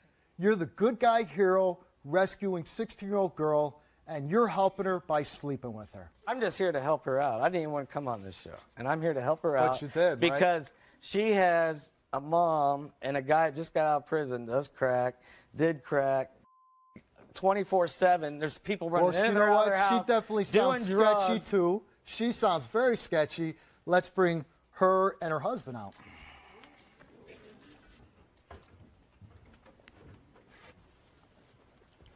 Pedophile. Nothing but a pedophile. Why'd you sign your daughter over to me? Because it's the best thing in the moment in time to do for her. You are a pedophile. Oh, whatever. Why'd you sign your daughter? Kids. You love sign kids. your daughter you over lied to me in the very beginning. I'm brother, and can we have it for the weekend to go look at the he's college? Sitting there smoking drugs with all your kids. He wasn't even around my house. Oh, whatever. He's smoking dope with all your kids. January. All your kids. You are so full. Oh, they're worth $100. Pedophile. Huh? Your kids are worth $100. You give me no money, Is that pedophile. what you're saying? What did you give me? Whatever. I gave you $50. I sent Brittany $50. You gave me no money. You dropped them off in the parking lot. You are no money you give. You're a pedophile. Hey, you prey on small kids. Small kids. Whatever. You're the You're one. a pedophile. You're basically saying you basically paid for children. Then. No, yes, that's exactly what you're saying. You're basically saying I could have been you sold anybody. your kids to me, and you you could have been anybody. I could have been anybody and but not you even know brought what? those kids That's back. the thing. You could have been anybody. She didn't know you who stay I away was or from anything. teenage girls. That's what you do. She didn't know who I was. What I'm saying is I could have been anybody. That's right. They could have been killed. She would have known where they were at. That's right, creep. That's why you stay away from kids you don't know. That's why you stay away from children that you have no relationship with their parents. That's when there's something that could stop you. You could say, no, I don't know you. I don't know your children. But you don't do it. You don't have any moral compass inside you that says this is wrong. I shouldn't be doing this. No, all you think about is your children. But when it comes to abusing somebody else's children, I didn't abuse nobody's children. When you're sleeping with a 16, I don't give a damn if it's on the law or not. That's abuse. No, it isn't. Not with what she's going through. So it brings me to you. Why would you let your 16-year-old daughter go with this guy? Moment in time, they lied to me when they were younger. Okay, so She they told me lied, but he you was find out the truth. He told me that You're he was taking money from this guy. I took no money from that guy. He's saying I you took did. no money from that guy.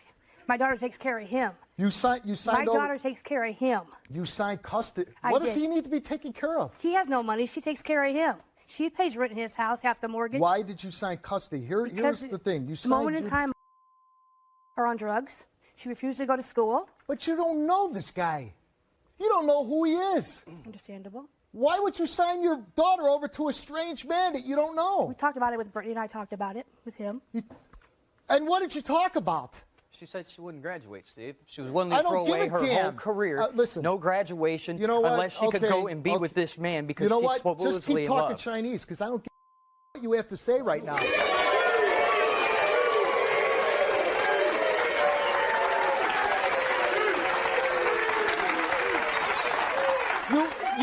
want to explain how you signed your daughter away to a stranger. You can't tell me anything that's going to make sense. And then you say you sat down, talked it over with your daughter. Yes, we did. So She what? kept running away. And you tell her no. Then you keep locking her up. They you wouldn't keep lock locking her. her She's up. consensual age just to have sex. I called DSH down there. She's not an adult. She can't run away, right? Until she's 18. They keep bringing her. They She's might have running consensual away. sex. You run away. You keep making police reports. You go keep dragging her did. ass and you bring her home. I did bring her home. No man would ever tell anybody else about the woman he loves. He would say anything bad about to anybody. What a creepy old guy. Get off my stage. Get out of here, creep.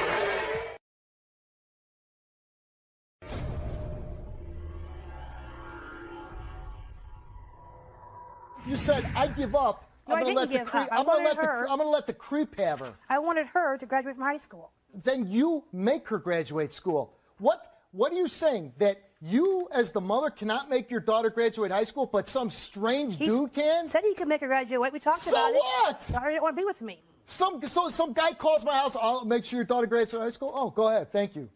It was not like that.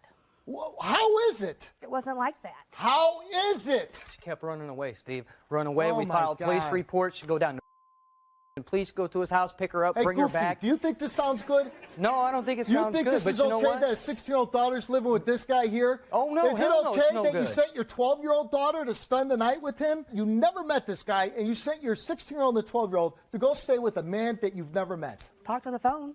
You talked to this guy on the phone. What do you know about him? No, he don't work. You know he has kids. Okay, he doesn't work and he's got kids, so why you send your daughters there? They wanted a weekend at the water park. They wanted a weekend at the water park, so you sent them to a stranger. You know, I don't care what you say to me, how you do things. You want to help her? That's great. I don't care how you treat me. As long as you do good by her, I'm good. Oh, so just as long I'll as I take do all got the by her, abuse. you could be the biggest piece that walks on the face of the earth. Correct. And I will. You don't care. That means getting her help, then that's what I'll do. What about the 12-year-old that you're letting go? How am I supposed to help her? She's not having no problems. She's not having any problems. No. She's got a big problem. It's standing right in front of me.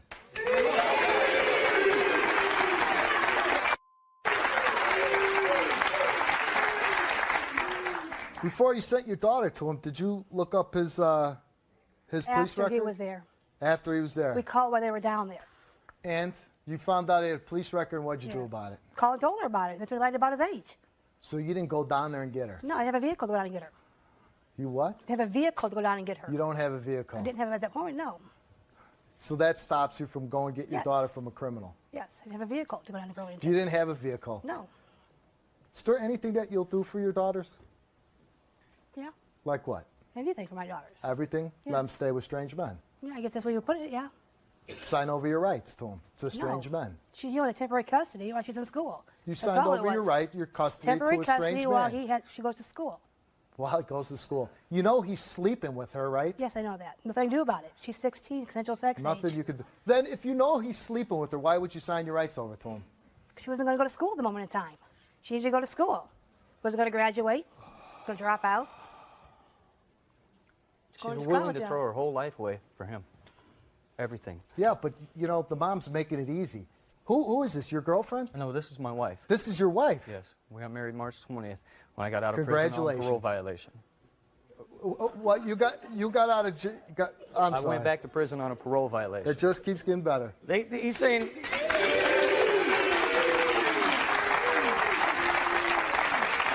He's saying she's throwing away her whole life. He's not telling you about the drugs there every night. He's doing drugs. Listen, you know what?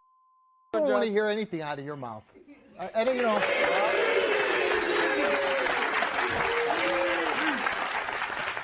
So your daughter's been living with Andrew for 5 months, right? Yes, And how often have you seen her in those 5 months? 3 times. 3 times in Yes. 5 months. Yes. Why is that? She's been working in school. Working in school. Yes. Most teenage daughters see their moms on a daily I basis. talk to her every day. She calls me. You talk to her every day. Yes. How's Andrew? To her, we don't talk much about him. She talks about school. She talks about. Why wouldn't you want to talk about him? She won't bring. You know she's she having won't an talk adult about relationship it. with When I him. talk about him, she don't talk about him. Okay, bye, mom. She won't discuss him. So you have no control, no authority over your children No, I don't. whatsoever? No, I don't. Why is that? I don't know. Do you have any control over any of your children? The youngest one? The youngest one? Yes. The one that spent the weekend with him? Yes. How much control did you have that weekend that she was at his house? None at all. None at all. So your kids, all the daughters are involved with creeps? Yes. So how is it that you raise all these kids and you have no control over them? I don't know. You don't know? No, they do drugs. They all do drugs. Do you do drugs? No, I don't. Never? I tried it. You tried it? Yes. Do you ever do drugs around your kids? Not with them around me, no. Anybody that you know do drugs around your kids? I'm sure there hasn't people around done drugs. He has before. He has before. Yes. The man you married did drugs with your kids? Yes, he has. What kind of drugs? Marijuana. He smoked pot with your kids? Yes, he has. And how old were your kids at the time? The age they are now, 15 and 19. Oh, he just recently smoked pot with them. Before he went. Just prison. recently. It was back in July of last year. Oh, back in July of last year. So last July you were smoking pot with her kids? Yes. And you thought that was a good idea? At the time, I thought I couldn't beat him, might as well join him. I thought maybe I could take him off of it, but I could see it wasn't the right way to go. And I realize now it's not the right way to go. And ever since I've been home, I've been doing my damnedest to get him off of it, to get him from drinking. They're in gangs now. Almost got shot last week. Do you maybe see the pattern here, or why your kids are so screwed up? Maybe.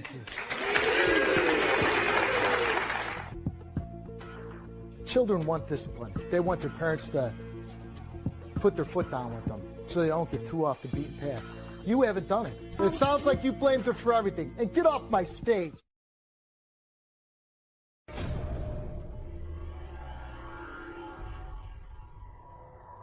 Maybe it's the men that you allow to enter your life. This guy smoking dope with your kids. He ain't a pedophile. This guy sleeping with them. Yeah, but you knowingly signed over custody to him. Correct. You He ain't call a him a pedophile and you give him custody. Yeah, I did. For her to go to school and finish school. So what does that say about you, that you're signing your child over to a pedophile? I don't know. You don't know. What do you want to call What it? do you know? Not much enough right now. And then this guy smokes dope with your kids and he gets out of jail and you marry him. Yep. That's a good father figure for your kids, right? That's going to straighten them up. They're out of control. When they get out of control, I'm telling you the truth, I'll whip their ass to do the best that I can.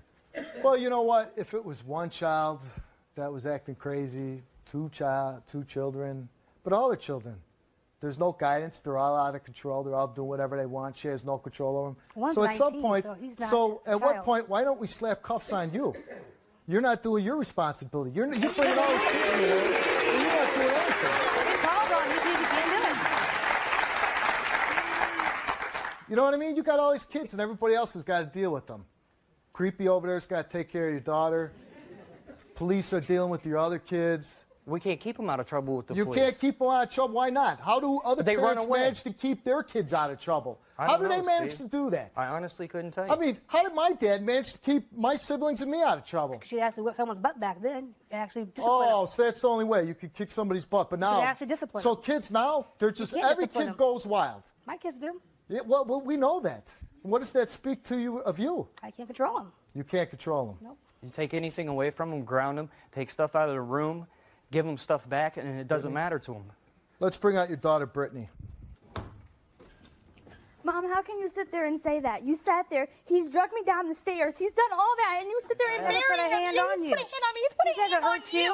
He's thrown you against a tree. I was working. You weren't in my He got house. locked up. He said he's been clean for a year. Okay, what? July? He's been clean. That's not been a year, has it? How long has that been, Mom? That has not been a year. He's been Listen, clean. no. You sat there. You pushed me off on him because you didn't want me. You chose to go No, there. you didn't want me, Mom. No, whatever. What did you want about me? What? The only time you talked to me was when I got paid. No, I don't think Yeah, it's it something was, you Mom. called me. So when you got The paid, only said time- you wanted to come and then down. you sit there and you ignored my phone calls half the time. And he sits there and wants to be a father after all the stuff he's He done. allowed you to drive without a license down to my and house. he sits there and he's doing all this, Mom. Look. Oh, that's a he's- big major offense with what's going on. She had an accident. Got in an accident. Stop her. How can we Hey, control you, wait, Brittany? at least she has access to a vehicle. And she wants to see her. got She a wants to job. see her mom, and so she got to Shut drive up. up there. How can we control you, Brittany, when you go sleeping with, when you go out to these parties, when we lived in, you go out to these parties with 15 and 20 and get drunk and get most of them. Then you come home. Then you come home and talk to your mom. You see how this guy's talking to your daughter? You talk to your mom like she's nothing. This is your husband. And you smack your mom and everything else. What are we supposed to do? I've never laid my hands on my mother. Okay. You have. I've never laid my hands on my mom. Right. I'm Have not you ever perfect. hit her? I know I'm No, not sir, perfect. I have never You laid never a hit hand. her, so you never threw in I've the never laid a hand on her. He has drugged me down Them the stairs. steps. He has, yeah, you drugged me down You know the stairs. why? And Because you pushed my wouldn't mom mind. against the You tree wouldn't when go to you your were high mom on like she crack. told you to. She told me to come get you. You You were wouldn't get out of your bed and high walk on down the crack. steps to go to your mom You to were high on explain crack yourself and you about where pushed you'd my been mom all into a night. tree. How did he drag you? By her feet. No, it wasn't. It was by my arms. And then when I sat on the steps, you drugged me by Grabbed my by feet. You dragged her down the stairs by her feet. Yes, I did. And you're okay with that too? I respect, yeah. I told her to come down and talk to me. She came in out screw with the So he older dragged guys. your daughter down the stairs by her She feet. was drunk, high herself, came in there. I was not high. I was not smoking. Was he high on crack? No. No. Were you high? No. No, sir. That was the one time you weren't? No, I was clean for several days throughout the week. So clean. But yes, I did smoke crack. Well, I didn't think that you didn't. I want everybody to leave the stage except Brittany.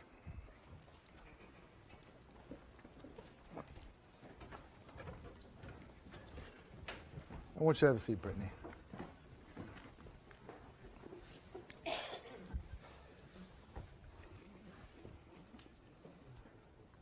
There's nobody on this stage as an adult that's in your life that is anywhere near acting responsible or really seems to have your best interest at heart. Your mom, I gotta say, I know it's your mom, but what comes out of her mouth astounds me. She's a friend to us. She's not a mom. She's more like a friend. She's not even a friend, because if she was a friend would protect you. She don't do none of that. And why are you with Andrew? This guy's 41 years old. At first, when I first met him, he said he was 35. I lied about my age. Even at 35, he'd be yeah, too old for you. I was thinking that, and we just kept talking, and I guess, I mean, one thing led to another, and I visited him, and I told him I loved him, and right now to say the love's there as a friend, but I don't think anything else because I want a family. I want to go to college, I want to get married, and I don't think he can. I don't think he can be able to do the family that I want. So you don't want to be with him? And it's not going to last much longer, no. Well, that's actually good to hear.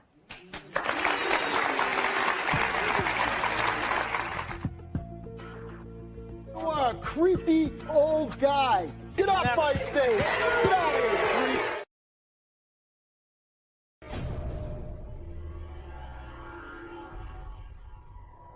At some point, you gotta wake up and realize, hey, this guy's 41. He's a father. He's raising kids himself. Not much younger than you. No, his son's 2 years younger than me.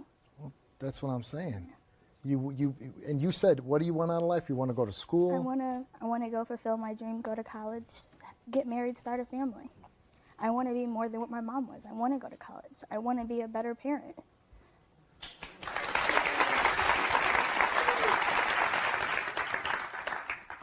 Do you give him money? No, I pay somebody to live there when I was working. I was paying $100, $120 every 2 weeks.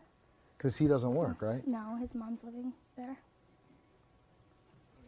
And I was paying to stay, and I wasn't really complaining about it because, you know, at least I had a place to go. So here this guy doesn't work, he's living with his mom, and you're paying the bills. Some of them, yeah. I was helping out. I mean, What exactly did you get attracted to this guy? he was really, on the phone, he sounds completely different. He was really, on the But phone, okay, he was really nice. he sounded real nice And on the then- phone, but you got to meet him. And then when I met him, it was good for a couple months, and then the fighting started, and I was like, this is completely What were different. you fighting about? Just like stupid things. It could be about my family. I'd be talking in front of my family. He's 41, and I don't have a chance. I didn't really have a childhood, and I'm still like, when I have a chance to be a child, I want to be a child, and it just feels like I need to grow up faster than what I am, because I'm with him, and it's like I don't get to be a teenager. I don't get to go out and party or do all this. Yeah, he's told me to, but I'm scared of what's going to happen. And you went to him to get away from your mom, or? Yeah, because everyone was in the house 1, 2, 3 o'clock in the morning screaming, walking in and out of my room. I didn't have a door in my room. We had a sheet over me and my sister's room. We had school. I turned around and, I was going late to school, couldn't get up for school.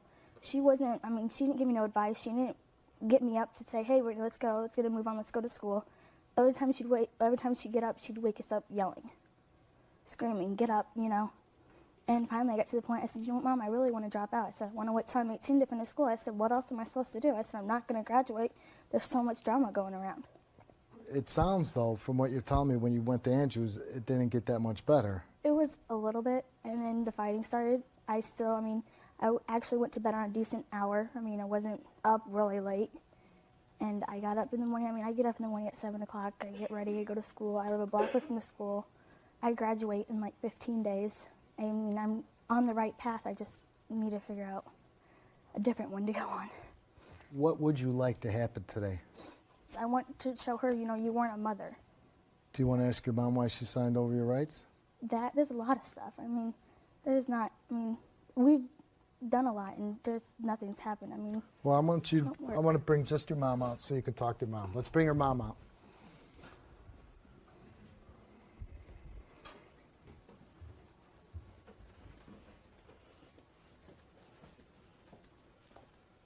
Here's your chance. Mom, why did you sit there and you didn't talk to me about it? You just said, you brought it to my attention one day. You said, how would you like to live with your boyfriend? I told you, you know, I'd have a better life. I'd be able to graduate, get a job, you know, be able to support myself. And then, like, less than a week later, you gave him custody. You signed your rights like you didn't care. You went around and you didn't care. You wouldn't go to school. Why did you do it? You wouldn't go to school. It don't matter, Mom. You're supposed to be a mom. I was a mom. No, you weren't. You weren't a mom, Mom. What's the longest we stayed in a place? What, kindergarten through 4th grade? I've had to meet so many different people, many friends, and then you promised us we could stay and finish out my senior year. And because Ben got locked up and he couldn't come to Illinois, you decided to give up everything. We had our life going, Mom, with or without him. We were better without him. It's like you pick him over us all the time. It's hard to even call you Mom, really it is, because you haven't been one. You gave Andy custody of me without a doubt in your mind. You didn't have no doubt about it. That's what you wanted me to do. Mom, it's not the fact you're my mom. You're supposed to say no. You wouldn't go I to was school. waiting for you to say no. I didn't know the first 2 times. I was waiting for you to say no, you're not going. I was waiting for all that to happen, and you didn't. The first 2 times I did tell you no. You didn't. When you brought it to my attention to go live with Andy, and I said what I said, less than a week later, I called the school, got my stuff, and I went. You had no doubt in the back of your mind that it was wrong. You did it. We thought about it. We did. Didn't talk, Mom. All you asked if I would live with them, and I said I'd have a better life. Look, I got a car now.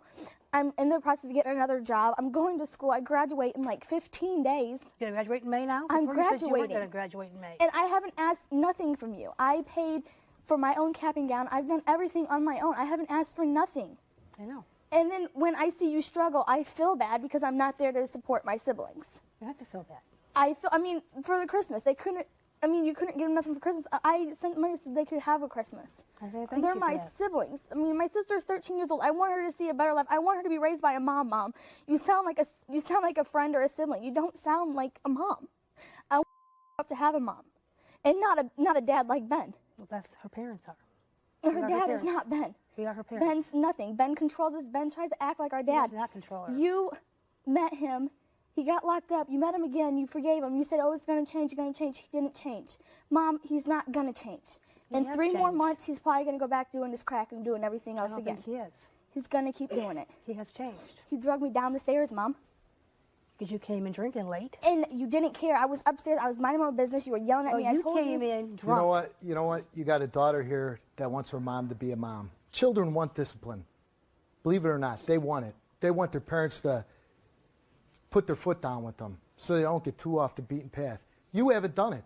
You've picked a man over your kids. That's what you did. No, I didn't. Yeah, you did. You picked them. And you know what? You pass off the hard task of raising teenagers. You'll give it to anybody. You don't do anything for your daughters. Your daughter's asking for any kind of attention right now, and you don't care. You're showing no emotion, nothing. It's all on you. You take no responsibility. You blame your teenage child for everything. I blame her for nothing. It sounds like you blamed her for everything. And get off my stage. Thank you.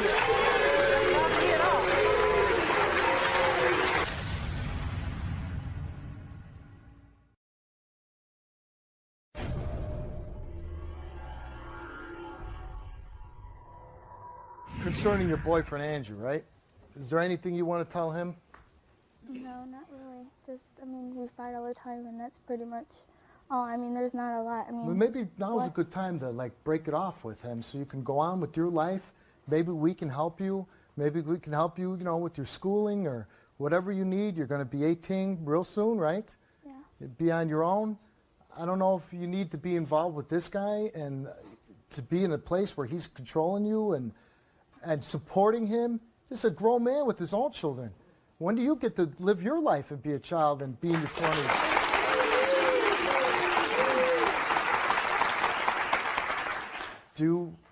Maybe now's a good time to break it off. But I'm not going to pressure you if you want to do we it. fight too much. It's not going to work anyway. Well, let's bring Andrew out then.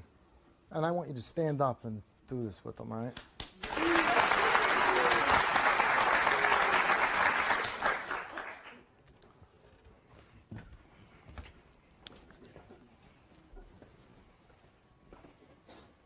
Andy, I Yep. love you to death, but I don't see our future with us. That's why I tried to break it off last week and Can't told you see to we leave. fight. You kick every other day. You decide when you want me to stay or you want me to go. I want married. I want to be married. I want to have kids. I want a life, and I don't think you can. Well, I told you because I do all the cleaning, all the cooking, everything. And she does all the working. Yeah, no, that's not true. I make sure she keeps her own money. She goes to school. I have But to you get don't her work. up for You school. don't work. I have to get her up for You school. don't work. And there's another thing about that I ain't going to say right now, but I'm telling you why I don't. But I've always worked at Case. I've been in the military. I've always made jobs over $50,000 a year. You don't work now. No, I'm saying right now, but I was injured at the time. You were injured at the time. So I'm just telling you, and I'm telling her she don't work, she don't clean, she don't do nothing. And I tried to kick her out 5 or 6 times. This is the love of your life. But I do love her. I do because we just lost fight my because job she acts because like my her grandma mother. died. She's trying to be all. She's lying to this crowd, getting her all. See exactly the way he's talking right now. This is the kind of man that you need to stay away from. Any man. There you go. I tried to break it off with her. She keeps calling me back. You tried. He tried breaking it off with you. Well, let's make it real successful. We're going to break it off right now. Any man that's going to stand in front of public and tell the world, tell anybody, even if he told his friend, you're his woman, and he's going to downgrade you, he's going to insult you, he's going to say one bad thing to you and anybody, that's not the kind of man you want to be with. No man would ever tell anybody else about the woman he loves. He would say anything bad about to anybody.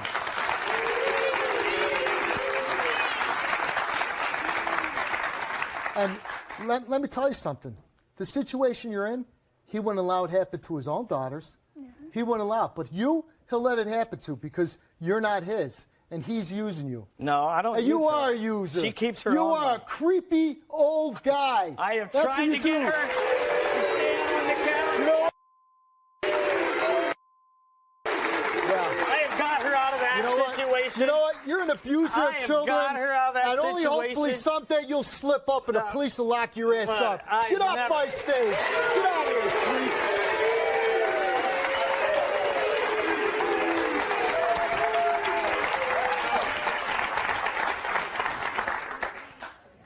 That right there, that's the example of what you don't want to end up with. That's a creepy guy that's using you, that's going to insult you. That's not love. That's not caring for somebody. I get That's called right. an elephant. I get called fat ass. I get called everything. It's not a relationship. Well, you know what? You're too good for him, so.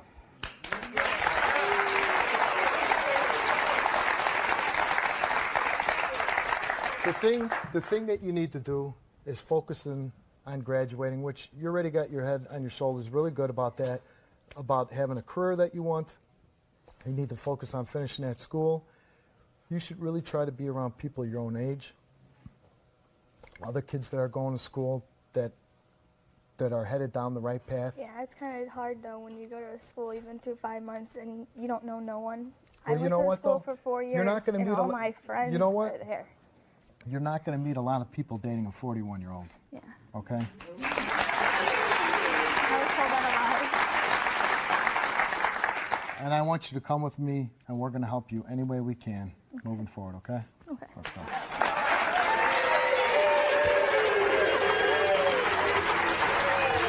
Những việc đòi hỏi thời gian, công sức, lòng vị tha và sự chu đáo. Khi công tước xứ Winston của hoàng tử xứ, thì ông đã từng lên kế hoạch công du đến Nam Mỹ. Và trước khi bắt đầu chuyến hành trình này, thì ông đã dành tháng học tiếng Tây Ban Nha để nói chuyện trước công chúng bằng ngôn ngữ của quốc gia ấy. Và nhờ thế mà Nam Mỹ đã rất là yêu mến ông. Trong nhiều năm tôi đã cố gắng tìm hiểu sinh nhật của bạn bè mình. Tôi thực hiện nó bằng cách nào, mặc dù không có chút tin tưởng nào cho việc chiêm tinh học, thì tôi vẫn bắt đầu bằng cách hỏi đối phương rằng liệu họ có tin vào ngày sinh để cho biết một phần tính cách và khuynh hướng hành động của một người hay không. Nó là gì ở đâu? Cho hộp cớp rồi đó. Chưa, không đây nè. Hay là nó ỉa? Trời, nó làm cái gì vậy? Nó bị gớm gì đó ba. Rồi đụng lại nó ăn. Giờ mới quét con sao? Hello. Phát hiện rồi ha. Không bị phát hiện rồi ha. Nếu chúng ta... Ủa tới đâu rồi ta?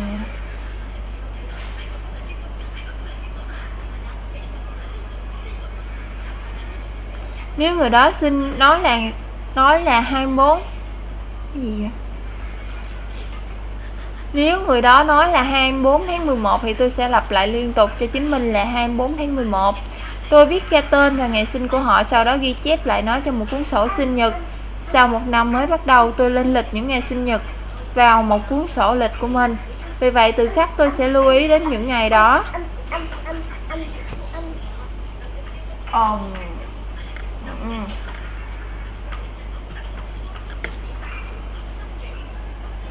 Và khi đến những ngày sinh nhật, tôi sẽ gửi thư hoặc điện tín cho họ. Điều này đã tạo ra một sức ảnh hưởng vô cùng lớn với tôi. Thường là những người duy nhất trên trái đất này mà nhớ đến ngày sinh nhật của họ. Thấy tùm lum hết trơn. Tên nào giờ? Tên cái đó đó hả? Nếu chúng ta muốn kết bạn, hãy chào hỏi mọi người bằng sự hoạt bát và nhiệt tình. Khi đó gọi điện cho bạn, hãy sử dụng tâm lý tương tự và nói xin chào một cách tôn trọng để biết ơn người đó gọi điện cho mình. Công ty điện thoại New York đã tiến hành khóa đào tạo những người trực tổng đài điện thoại của họ. Nói, vui lòng cung cấp cho tôi số điện thoại. Với một tông giọng mang hàm ý chào buổi sáng, rất vui lòng được phục vụ của bạn. Và hãy nhớ về việc này khi bạn trả lời điện thoại vào ngày mai. Tâm lý này có hiệu quả trong kinh doanh hay không? Nó hiệu quả chứ nhỉ? Tôi có thể cho bạn nghe về hàng tá các ví dụ, nhưng mà chúng ta chỉ có thời gian để nhắc đến 2 trường hợp. Thứ nhất là khi làm việc tại một trong những ngân hàng lớn tại